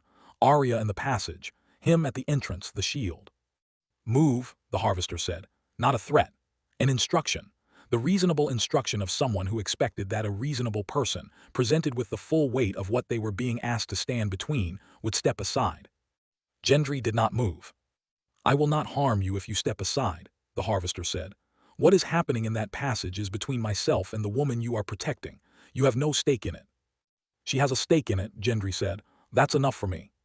The Harvester looked at him for a moment with the expression of someone encountering a response that does not fit neatly into any of the categories they have prepared for. Then he looked at Old Moth. He should have looked at Cray first. Cray was the trained ranger, the tactical threat, the one with the most experience managing violent situations. But Old Moth had moved, and the Harvester was very fast at reading rooms, and what Old Moth's movement communicated was not tactical, it was total. The blade was already out. Old Moth had crossed half the chamber before the Harvester had finished his sentence, and the way he was moving was the way of a man who has decided that whatever happens to him is an acceptable cost. He came in fast and direct, the blade driving for the Harvester's chest in a line that had no feint and no complexity. This was not the work of a trained fighter reading angles. It was the work of a grieving man closing the distance between himself and the thing responsible, and putting as much of himself into the closing as his body would give. The Harvester's rapier met the blade and redirected it, and the redirect turned into a counter that found Old Moth's side as he drove past, and Old Moth went down. Not immediately. He stumbled 3 steps, one hand against the chamber wall, and turned to face the Harvester again. The wound was in his side and it was bad, but Old Moth had 50 years of weather and sea in him, and he did not go down easily. He straightened. He raised the blade. The rapier found him again. This time he went down and did not get up. Gendry felt this. He felt it without looking. He could not look. He was keeping his eyes on the Harvester, but he knew from the sound. He took the knowing and put it somewhere that was not right now and kept it there. Cray had the hunters moving the moment Old Moth charged. He was a ranger and he understood the value of the diversion and he used it. One arrow released before the Harvester completed his redirect, not at where the Harvester was but at where he would be, which was a calculation that would have worked on any human fighter. The Harvester was not there when the arrow arrived. The rapier found Cray's bow arm and disabled it. Cray went down, conscious, moving toward the wall to regroup. The first hunter came in from the left flank with a short spear. He was fast and he was good, 20 years of hunting things in difficult terrain behind him, and it was not enough. The rapier turned the spear in 2 motions and was somewhere else before the third, and the hunter went down in 3 exchanges. Alive but unable to continue. The second hunter, down, alive. The Harvester was not killing where he could disable because the point was not them. The point was the passage entrance. The chamber was quiet except for Dissot pressed into his corner and Cray moving against the wall. The Harvester was at the far side, between the main entrance and where Gendry stood. He looked at Gendry with something that was, for the first time in Gendry's experience of him, close to respect. "She cannot get back out past me," the Harvester said. His composure was entirely intact. He had just dismantled 4 people in under 3 minutes and he looked as though he had walked in from a pleasant morning stroll. "Whatever she is attempting below, she will not succeed." "Interesting," Gendry said. He moved. 10 minutes of combat had cost him, bleeding from 3 places, the worst being a cut along his left ribs that was not immediately dangerous but was spending his reserves with every breath, and the thigh wound from the road that had reopened. He was not moving at his best. He was moving at what was left, and what was left was still considerable, and he was using all of it. The Harvester was faster. This was, as it had always been, the fundamental problem. Not the rapier, not the spirit's resilience, but the speed, which was not human speed and could not be addressed by training or experience, but only by the specific advantage of the shield, and the shield required contact, and contact required Gendry to close the distance, and closing the distance meant going through the rapier. He went through the rapier. The blade found him once in the belly and once across the chest, and the chest wound was shallow but the belly wound was not, and his legs gave out beneath him and he went to his knees on the chamber floor. The hammer fell. He heard it hit the stone a foot to his right. He put his right hand on the floor to keep himself upright. He breathed. The belly wound was bad. He had enough experience with injury to know what bad felt like from inside, and his body was filing a comprehensive report about the situation that he was not reading. He still had the shield. His left arm had the shield's grip, and his left arm was still working, and the shield was still in his hand. He had not let go of it. He did not plan to let go of it. The harvester looked down at him with the expression of a man who has reached the end of a problem. He stepped forward. From the passage entrance, a sound. The sound of someone climbing. Chapter 16. Valor Morgulais. She came out of the passage fast. The return trip through the obstacle course had been quicker than the outward journey, because she was doing it by memory rather than by initial discovery, and by memory was still careful. The mechanisms were still there. The false floor was still false, but she had not needed to stop and read each one from scratch, only to confirm her memory and navigate accordingly. She had moved through the passage in perhaps 40 minutes, which was good time for the distance. The chamber told her what she needed to know before she finished standing up. She read it in the half-second before she was fully upright, Cray against the wall, right arm non-functional. The first hunter seated, dazed. Old Moth, she registered Old Moth on the chamber floor near the left wall, with the specific quality of not moving that was different from unconscious or dazed, and she took this information and held it where it needed to be held. Dissot pressed into his corner alive. Gendry on his knees, bleeding. The harvester stepping toward him. She had the cat's paw in her hand from the moment she cleared the entrance. She was moving before she had processed anything beyond the basic geometry, him, Gendry, the distance, the angles. She drove across the chamber on a diagonal. He turned. She drove toward the harvester's right side with the cat's paw, committing to the angle, and he turned to meet her, and the rapier came up, and she was 3 steps away with no way to close the distance before the blade reached her. She pulled up and changed directions mid-stride, going low, and the rapier passed over her head and she came back up from below, the cat's paw driving upward toward his center. He stepped back and the cat's paw found nothing. She kept moving. She had nothing else to do but move. There was more at stake in this room than in any of the road fights or the inn-room or the night in Seville. Gendry was bleeding on the floor behind her. Old Moth was down. The vessel was in her pack and the spirit was in the body 3 feet away, and if she let herself think about the weight of what would happen if she failed, she would fail, so she did not think about it. She thought about the distance and the angle and where the rapier was. He did not fear her blade and she knew it. She had put a knife in his chest in the inn-room and he had removed it himself and set it on the table, and the knowledge of this sat in every exchange now. The advantage it gave him, the specific freedom of a combatant who does not need to protect himself because damage does not reach him. He moved without the caution that fear of injury produced, and the absence of that caution was its own weapon. She found an angle on his left and drove for it. He was already there. The rapier redirected her momentum, and she recovered and came back from below, and he sidestepped with the economy of someone who has done this longer than she has been alive. He found his moment. The fist came first backhand, while she was committed to an angle on the right, his free hand moving with the precise timing of someone who had been reading her footwork and had chosen this specific footfall to act.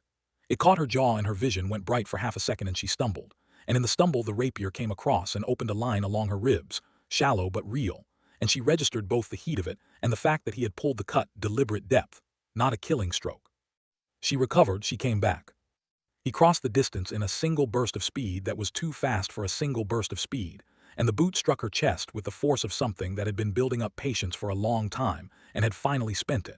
She went into the chamber wall hard. The stone received her without apology. She hit the floor and her lungs simply stopped. Not pain, not yet, just the complete and total absence of air. Her body locked around the impact, and she gasped once, twice.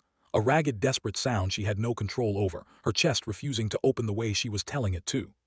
The breath came back in pieces, thin and insufficient, and she pressed one hand against the stone floor and held herself there. She was on the floor. She was aware of being on the floor, aware of the pack against her spine, aware of the vessel inside it. Her hand went to the pack without thought, fingers finding the shape of the vessel through the fabric, pressing carefully, checking for the give of cracked ceramic or the shift of a loosened cap. Intact, solid, still whole. She let out a breath she had not known she was holding, and returned her attention to the composed figure standing over her, with the finality of something that has concluded a problem. He reached down, not for the rapier. He reached down with one hand and she felt it immediately, the pressure at her temples and her wrists, at the places where the self was nearest the surface of the body. The pulling, the specific pulling of something that had learned exactly where to reach. She held with everything she was, nomming herself against the reaching. Gendry saw the opening. Gendry got up. It should not have been possible. The belly wound, the blood, the previous 10 minutes, it should not have been possible for him to get up from his knees and move with enough speed and direction to intercept, and he should not have had the arm strength to raise the shield with any force while maintaining his feet. She would think about this later, about what it meant that he had done it anyway, about the specific quality of a person who does the thing that should not be possible because it is the thing required. He rose from his knees with the shield raised and his shoulder behind it, and everything he had left in his legs driving him forward, and the shield hit the harvester full in the chest. The spirit's connection to the body tore, not partially, not like the road fight where the contact had disrupted and destabilized. This was the full weight of the shield, driven with everything Gendry had. Gendry brought the hammer across. The sound it made when it connected with the harvester's head was the sound of something ending. The body dropped. It had always been just a vessel. The creature was free. It separated fully from the fallen body, metallic and black and wrong. The wrongness of something that existed in this space but was not of this space. Approximately 3 feet across, dense and purposeful. It turned toward Arya, not toward Gendry, not toward Cray, not toward any of the others, toward her. She felt it from 3 feet away. Not loneliness, not the quality of an offer, not the reaching toward of something that was looking for a companion. What she felt was the pressing force of something that wanted entry, that was looking at her the way it would look at a room it intended to occupy. She could feel it at the pulse points, the temples, the wrists, the places where the self was nearest the surface of the body. It was probing, methodical, looking for the way in. She was already moving. She reached into the pack with her free hand without looking, her fingers finding the vessel by the specific weight and texture of it, and she pulled it out and held it before her. The mist was 2 feet away. She held the vessel open toward it. "Valor morgulize," she said clearly in the language the faceless men had taught her. "All men must die." The mist entered the vessel. She had expected resistance. She had prepared for resistance, had been ready to hold the vessel toward it for whatever time it took, to stand here until her arms gave out if that was what was needed. There was no resistance. The mist flowed into the opening with the specific quality of something returning to its form, a substance finding the shape that fitted it. Perhaps it recognized the words. Perhaps without a body, without the mediation of vain stolen intelligence. It was simply what it was, and what it was something that had been contained before and understood containment. It went in. She capped the vessel. The chamber was quiet. She stood with the sealed vessel in both hands and looked at it for a moment. Then she looked at Gendry on the floor. He was still conscious. This was, she thought, among the more remarkable things she had seen in a life that contained a substantial number of remarkable things. He was lying on the chamber floor with a belly wound that was serious and bleeding in a way that required urgent attention, and he was looking up at her with the expression of someone who made a decision and stood by it, and is satisfied with having stood by it, regardless of the cost. She crossed the chamber and crouched beside him. She put her hand against his face. His skin was cold, blood loss, the body routing its resources, and he turned his face very slightly toward her hand. "You did not move," she said. "No," he said. She sat with him for a moment, her hand still against his face. Then she stood. She checked the others. Cray first, arm disabled but alert, already working a makeshift binding around the wound with his one good hand. He met her eyes and shook his head slightly, communicating that he was managing. Good. The first hunter, concussed but conscious, blinking at the ceiling and answering when she spoke. Good. Dis-so, untouched, shaken, already writing, which was the most dis-so thing he could possibly be doing, and she was grateful for it. Old Moth was where she had registered him from the passage entrance. He was on his back near the left wall, one arm extended, the blade still loosely in his hand. She crouched beside him. She read him the way she read all the dead, quickly, honestly, with the understanding that what she found would be what it was and not something else. He was gone. The wound in his side was deep and the blood had spread wide, and there was the particular stillness in him that was not sleep and not unconsciousness, but the specific absence of the person. She put her hand on his for a moment. She did not say anything. He had not needed words from her, and she was not going to give him false ones now. She rose, she went back to Gendry. He looked at her face when she returned, and whatever he read there settled something in his expression. I need to go back in, she said. I have to return it, put it back the way it was. He looked at the vessel. He looked at her face. He said, with the specific Gendry quality of someone who is in considerable pain and is declining to make it anyone else's problem, I'll be laying right here. She almost smiled. It was very close. She looked up to find Cray already moving toward Gendry, his good arm carrying his medical kit, moving with the purposeful competence of a man who knows what the priorities are. Good. She could go. She went back into the passage. Asterisk. The second descent was harder. She set the vessel back in the hollow beneath the ledge, fitting it into the space it had occupied. She set the cap back on the vessel. Then she lifted the tile and pressed it back into its seam, working each edge flush with the surrounding stone, the way she had learned to work the edges of things that needed to disappear. She worked a layer of the chamber's fine dust into the seam with her fingertip, smoothing it, until the line between the tile and the surrounding floor was no longer distinct to any eye that wasn't looking for it. Then she placed bones, carefully, from the nearest of the dead across the tile, arranged in the way they might have shifted and settled naturally over centuries, so that what lay beneath looked like nothing but old stone and old loss and a very old place. She looked at it for a moment. It looked exactly like everything around it. Good. Then she turned to the shaft. Asterisk. She walked back through the passage, stepping over and around the mechanisms by memory, and emerged into the main chamber. Gendry was where he had said he would be. Cray had the wound packed and bound with the specific efficiency of someone who had done field medicine before and was doing it now without wasting motion. He was alive. He was conscious. His color was bad but improving with the binding. She came to him and crouched. He looked at her face, and whatever he read there settled something in his expression. Done, he said. Done, she said. He closed his eyes. He did not pass out, she could tell the difference, but he let the tension of the past hour go all at once, the specific release of a man who has been holding a very particular kind of attention for a very long time and has just been told he can stop. She put her hand on his chest. He was breathing. She sat with him on the chamber floor of the old temple, in the old forest, on the continent that had no name on any Westerosi map, and said nothing, and let this be enough. Chapter 17. Aftermath. They carried Gendry out of the forest. It required improvisation, a litter made from cloaks and 2 cut branches, Cray directing its construction with the practical authority of a man who had done this before in worse conditions. Gendry objected to the litter for approximately 3 minutes before his body made the relevant decision for him, and he allowed it. Arya walked beside the litter for the first hour, her hand periodically on his shoulder, checking his breathing, saying very little. Dissou walked. He had not been touched, the corner had served its purpose, and he was using the walk out of the forest to process what he had witnessed, which Arya could see in the particular quality of his silence. He was a good person.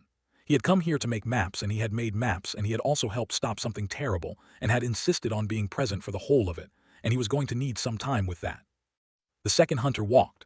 The first hunter had a broken arm, set by Cray before they left the temple with the businesslike efficiency of someone who understood the forest was not the place for prolonged medical care. They carried Old Moth out of the forest too. They carried him with the same care as the litter, and they did not hurry with him, and no one suggested leaving him. She did not look at him during the walk out. She looked at the path and at Gendry and at the forest around them, and she held Old Moth in the same place she was holding Perrin and the others, in the ledger of what this had cost.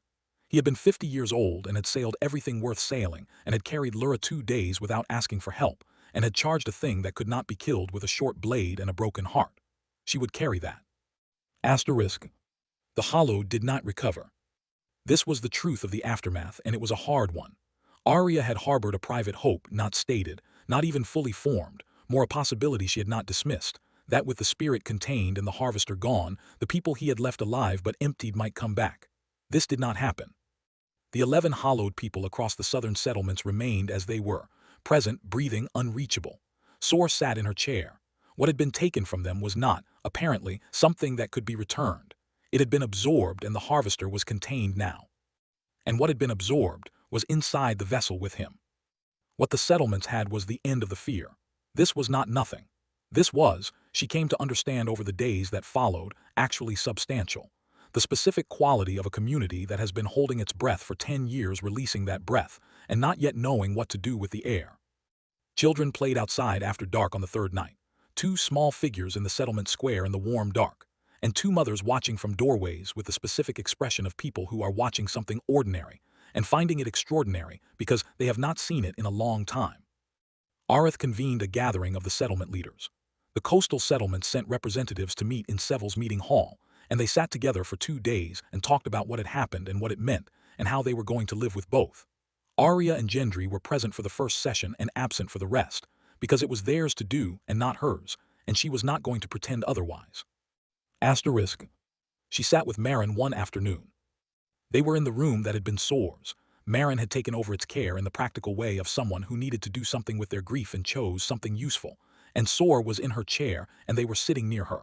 They sat in silence for a while. This was one of the things Arya appreciated about Meryn. Silence did not require filling. She always said you would be the ones, Meryn said eventually. Arya thought about this.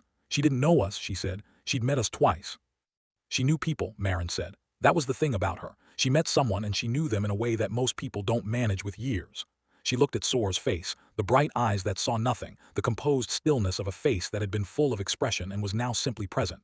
She told me, the people from the East carry what is needed. I didn't know what she meant. I think I understand it a little now. Arya thought about what Sor had described to her through Dis So, the person from the East who carried both darkness and light and could not be separated from either. I hope she was right, Arya said. She was right, Meryn said, with the quiet certainty of someone who has never found Sor to be wrong about anything important. Arya sat with this. She did not cry. She thought about crying in the specific way of someone who is aware of a feeling and aware of having more pressing business and choosing to defer the encounter. She would cry later for Old Moth and for Lura and for Sor. She would do it properly and alone and it would be real. Not yet. Chapter 18. The Ford. Gendry's wound was serious, and being managed by a woman in Seville named Heth, whose competence Arya had assessed on first meeting and found adequate, which in Arya's assessment system was the highest rating available for a medical professional she had not previously worked with. He was off his feet for 2 weeks. He spent portions of those 2 weeks at the forge, which was not the same as resting, but was considerably closer to it than any alternative Arya could have enforced. She chose not to enforce. She had learned over 12 months the specific and very narrow range of things she could actually make Gendry do, and rest was not in that range when there was a forge available. He sat on a stool. He directed. This was a different kind of work from what he usually did, and it was, if anything, more useful. He had spent 2 weeks in close proximity to Thal's capabilities and instincts, and he knew exactly what Thal needed to hear and in what order. Thal wrote nothing down which Arya had noticed and asked about, and Gendry had said, "He doesn't need to write it down. It goes straight in." I've never met anyone who remembers a technical conversation in a forge the way he does. He had said this with the quiet satisfaction of a craftsman who has found a student worth teaching. Thal had lost his father to the harvester.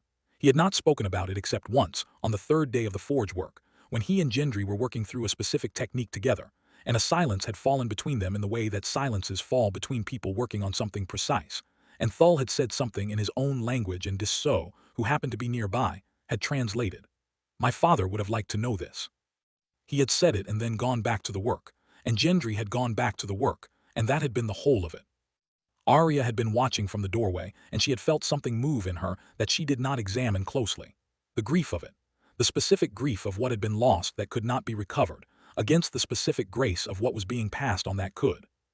On the 14th day Gendry was on his feet properly, the wound closed and healing in the way of wounds that had been correctly managed from the beginning.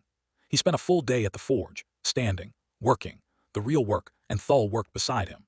And by the end of the day between them, they had made 3 things that the settlement needed and 1 thing that was just beautiful, which was a bracket for the meeting hall's door that was designed with more care than brackets are usually designed with. Thal held the bracket and looked at it for a long time. Gendry shook his hand. He shook it the way a smith shakes the hand of another smith. Both hands, a particular quality of grip that was not formal but was specific, the handshake that said, "I see what you are and I respect it." Thal did not cry. And then he did, briefly, the tears arriving and being wiped away in the same motion. And then he went back to the fire because the fire was where you went when you needed to be somewhere, and that was where. Gendry watched him go. Arya in the doorway watched Gendry. She thought, I am going to carry this one differently from the others, not in the ledger, this one goes somewhere else. She did not say this aloud. Chapter 19. Gendry's question. The Shadowcat arrived at Varathon the Bay 3.5 months after it had left them on the beach. The captain sent word ahead, and they made the walk north from Seville in 6 days, Gendry moving well by now, the wound properly healed and the limp almost gone, and the ship was in the harbor when they arrived. its Bravosi crew wearing the expression of people who have been waiting longer than expected and have questions they are not sure they want answered. The ship was the same and different. She had spent 3 months on it crossing an ocean, and the specific quality of the space, the dimensions of it, the smell of it, the sounds the hull made at night in deep water, had become a version of home. She came aboard and walked the deck and put her hand on the rail and felt something settle that had not been settled for weeks. "All right," Gendry said from behind her. "Yes," she said, "you." "Mostly." He had his hand on his ribs, a reflexive gesture now, checking the wound with the automatic attention you gave to something that had required a great deal of attention and had not yet entirely released you from that requirement. "Gets better every day." "It does," she agreed. They had one evening before departure. The crew was doing whatever crews did before a voyage, and the remaining members of the original 6 were settling back into the space. Cray was somewhere on deck doing something practical, which was his mode. Dissot was in his bunk with his notebooks, conducting what appeared to be an accounting of the past week's documentation that involved considerable cross-referencing and occasional expressions of professional satisfaction. Arya and Gendry were at the bow, and for a while neither of them said anything. The harbor was quiet in the way of an evening harbor, the specific settled quality of a working space at the end of the day's working.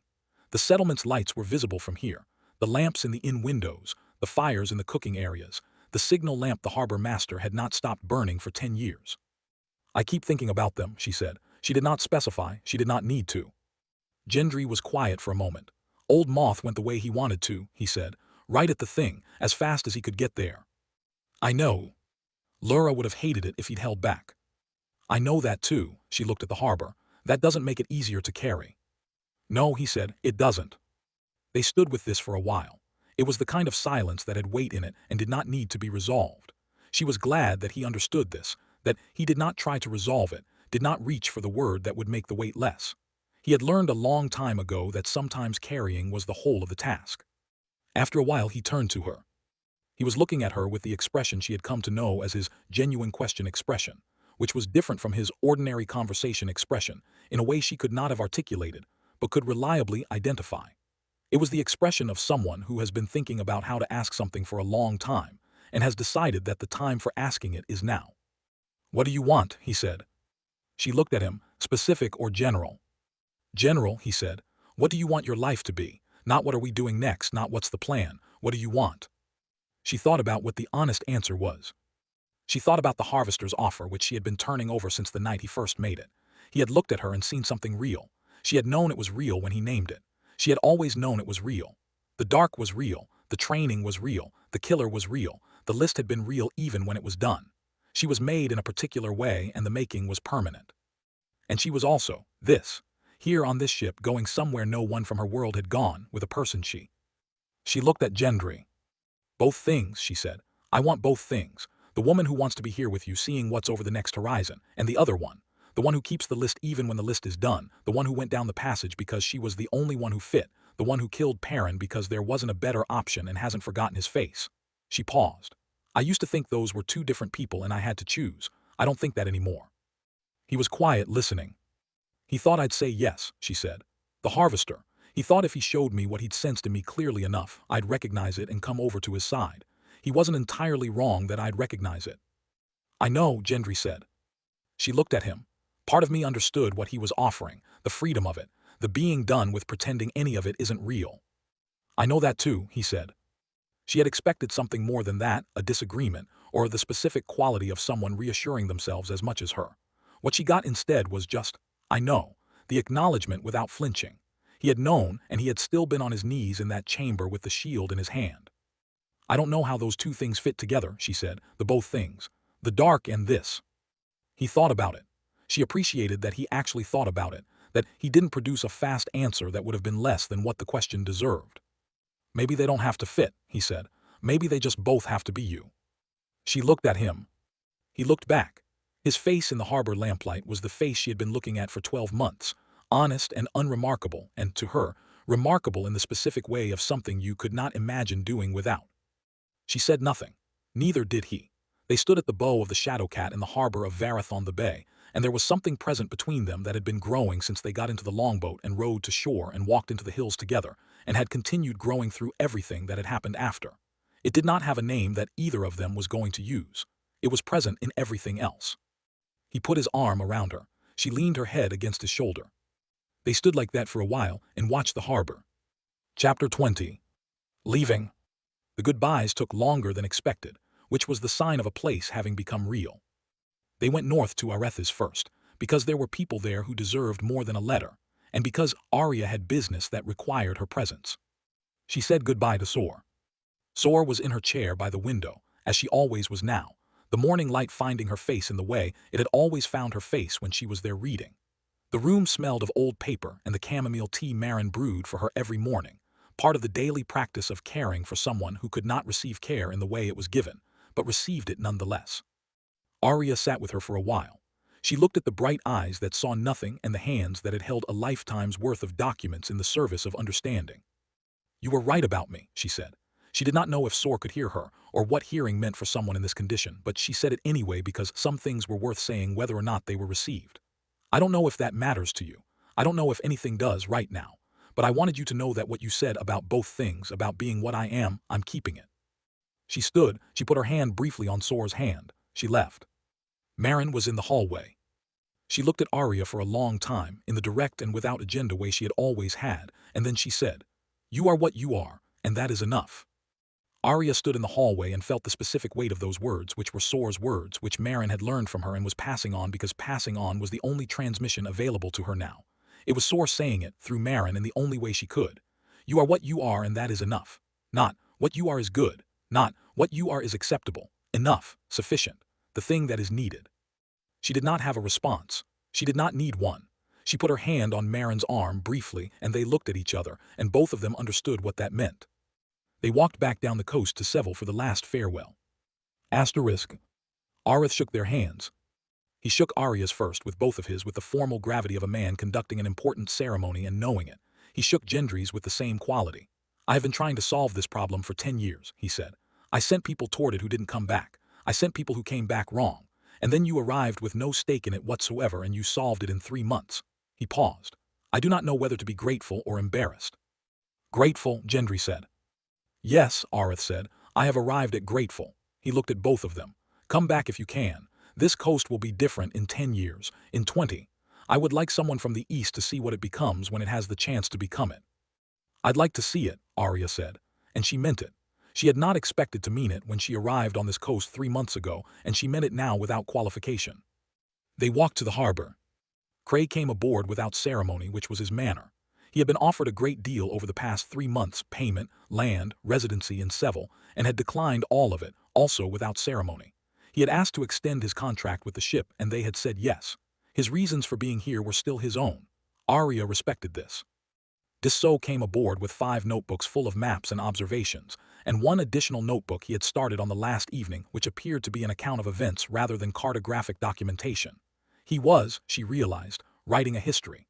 She did not point this out. It was his to do, and the doing of it was nobody's business but his.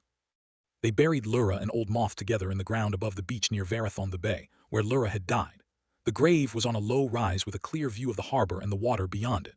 Old Moth had asked, on the long walk south from Varath after Lura died, to be put somewhere with a view of the water. He had said it without ceremony, in the way of a man who has processed the relevant possibility and is now simply managing the logistics, as if they were already together. As if he was already certain of the ending. They were together, they had a view of the water. They sailed with the tide. Epilogue. South. 3 days out of Varathon the Bay. The coast they were sailing along had never been mapped. Dissot was at the starboard rail with his instruments, doing what he had come here to do, measuring and recording, the steady practice of rendering the unknown specific. He had been at it since the first morning out of harbor, and he was in the state she recognized as his best one, which was total absorption, the state in which the world reduced itself to the thing he was attending to, and everything else was peripheral and adequate. Cray was on watch. He moved through the ship with the same quiet economy he brought to every task, which was the economy of someone who had a great deal of practice at being useful in small spaces without making himself known. Gendry was at the small forge. The ship's forge was not much. A heated stone and a bucket of water, and a set of tools he had supplemented from what Joreth had given him when they left Varath. Pressed into his hands with the specific generosity of a craftsman, sending another craftsman forward into the world. Gendry had been at it for 2 of the 3 days, which was the fastest he had returned to working after a significant injury, and this did not surprise Arya. The shield hung from a hook beside the working wall. the pale metal catching the afternoon light in the particular way it always caught light, that quality of luminescence that was structural rather than reflected. He had not set it aside. She did not think he would. The forge was where he went when things needed ordering. She was at the bow. She had been here for an hour, watching the coastline pass. This coast was different from the coast they had left Wilder, the forest pressing all the way to the cliff tops in places, no cleared land visible, no settlement smoke. Old and uninterrupted, the kind of land that had been exactly itself for a very long time. She was looking at it the way she looked at things she intended to understand, with attention, with patience, without rushing the knowing. She heard him come up from the forge behind her. She recognized his step and his presence and the particular quality of his arrival, which was always the arrival of someone who was comfortable wherever he ended up and did not require the place to be anything other than what it was. He came to stand beside her. He smelled of coal smoke and the sea, which was a combination she had been living with for 12 months and which she associated, without having decided to associate it, with the specific quality of being all right. He looked at the coast. "Do you ever think about going back?" she said. He considered it. "Sometimes," he said. "Do you?" "Sometimes," she said. "Not yet." "Not yet," he agreed. They stood at the bow of the Shadowcat as the unmapped coast passed by them, the old forest and the cliffs and the places where rivers came down to the sea and turned the water brown and sweet, the continent continuing south as far as the map was blank, and the map was blank as far as there was a south to go. She thought about what she was. She was the woman at the bow of a ship, going somewhere no one from her world had gone. She was the woman who had killed Perrin and carried him with her, and was not destroyed by the carrying. She was the woman who had gone down a shaft, with mechanisms she had not known existed between her and the vase, and had come back up. She was the woman who had understood, standing in the temple chamber with the mist 2 feet away, exactly what it was offering and had chosen this instead.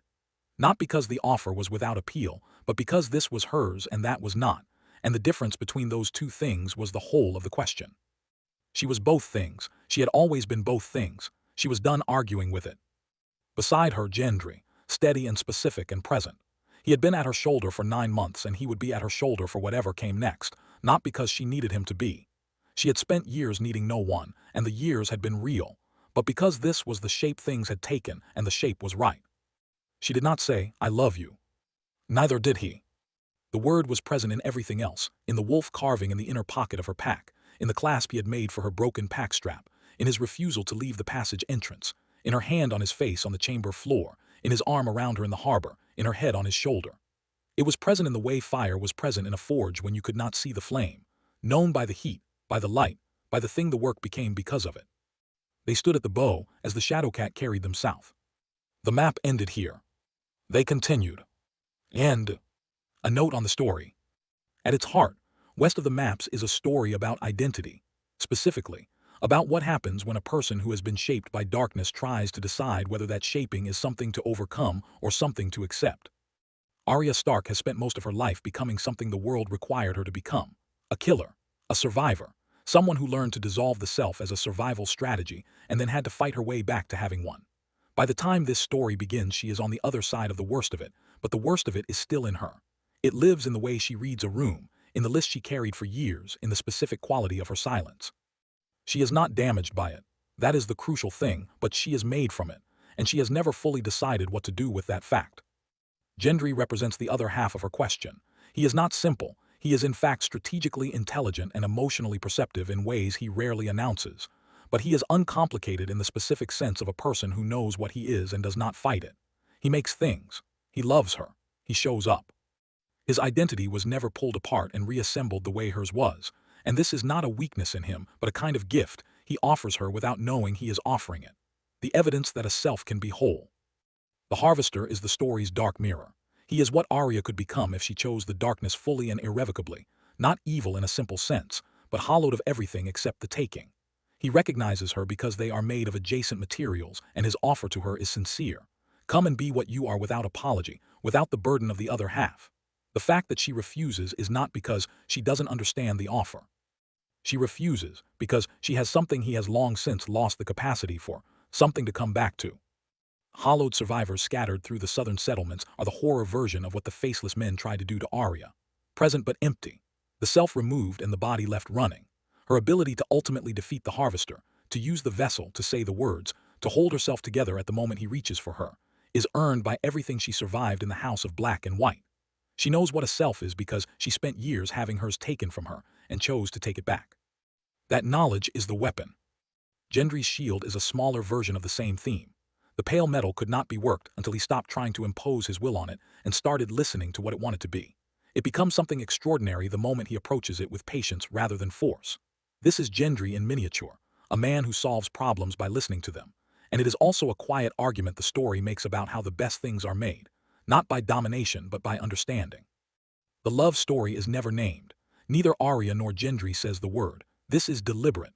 They are both, in this respect, entirely themselves, people who express what matters through action rather than declaration. The wolf carving, the clasp for the broken pack strap, his refusal to leave the passage entrance, her hand on his face on the chamber floor. By the end, the reader should be in no doubt about what exists between them, and it should have been built entirely from things done rather than things said. Love, in this story, is a practice rather than a proclamation. The continent itself, unmapped, ancient, occupied by peoples with their own complete civilizations, is an argument against the assumption that the world Arya and Gendry come from is the whole world. They arrive as strangers.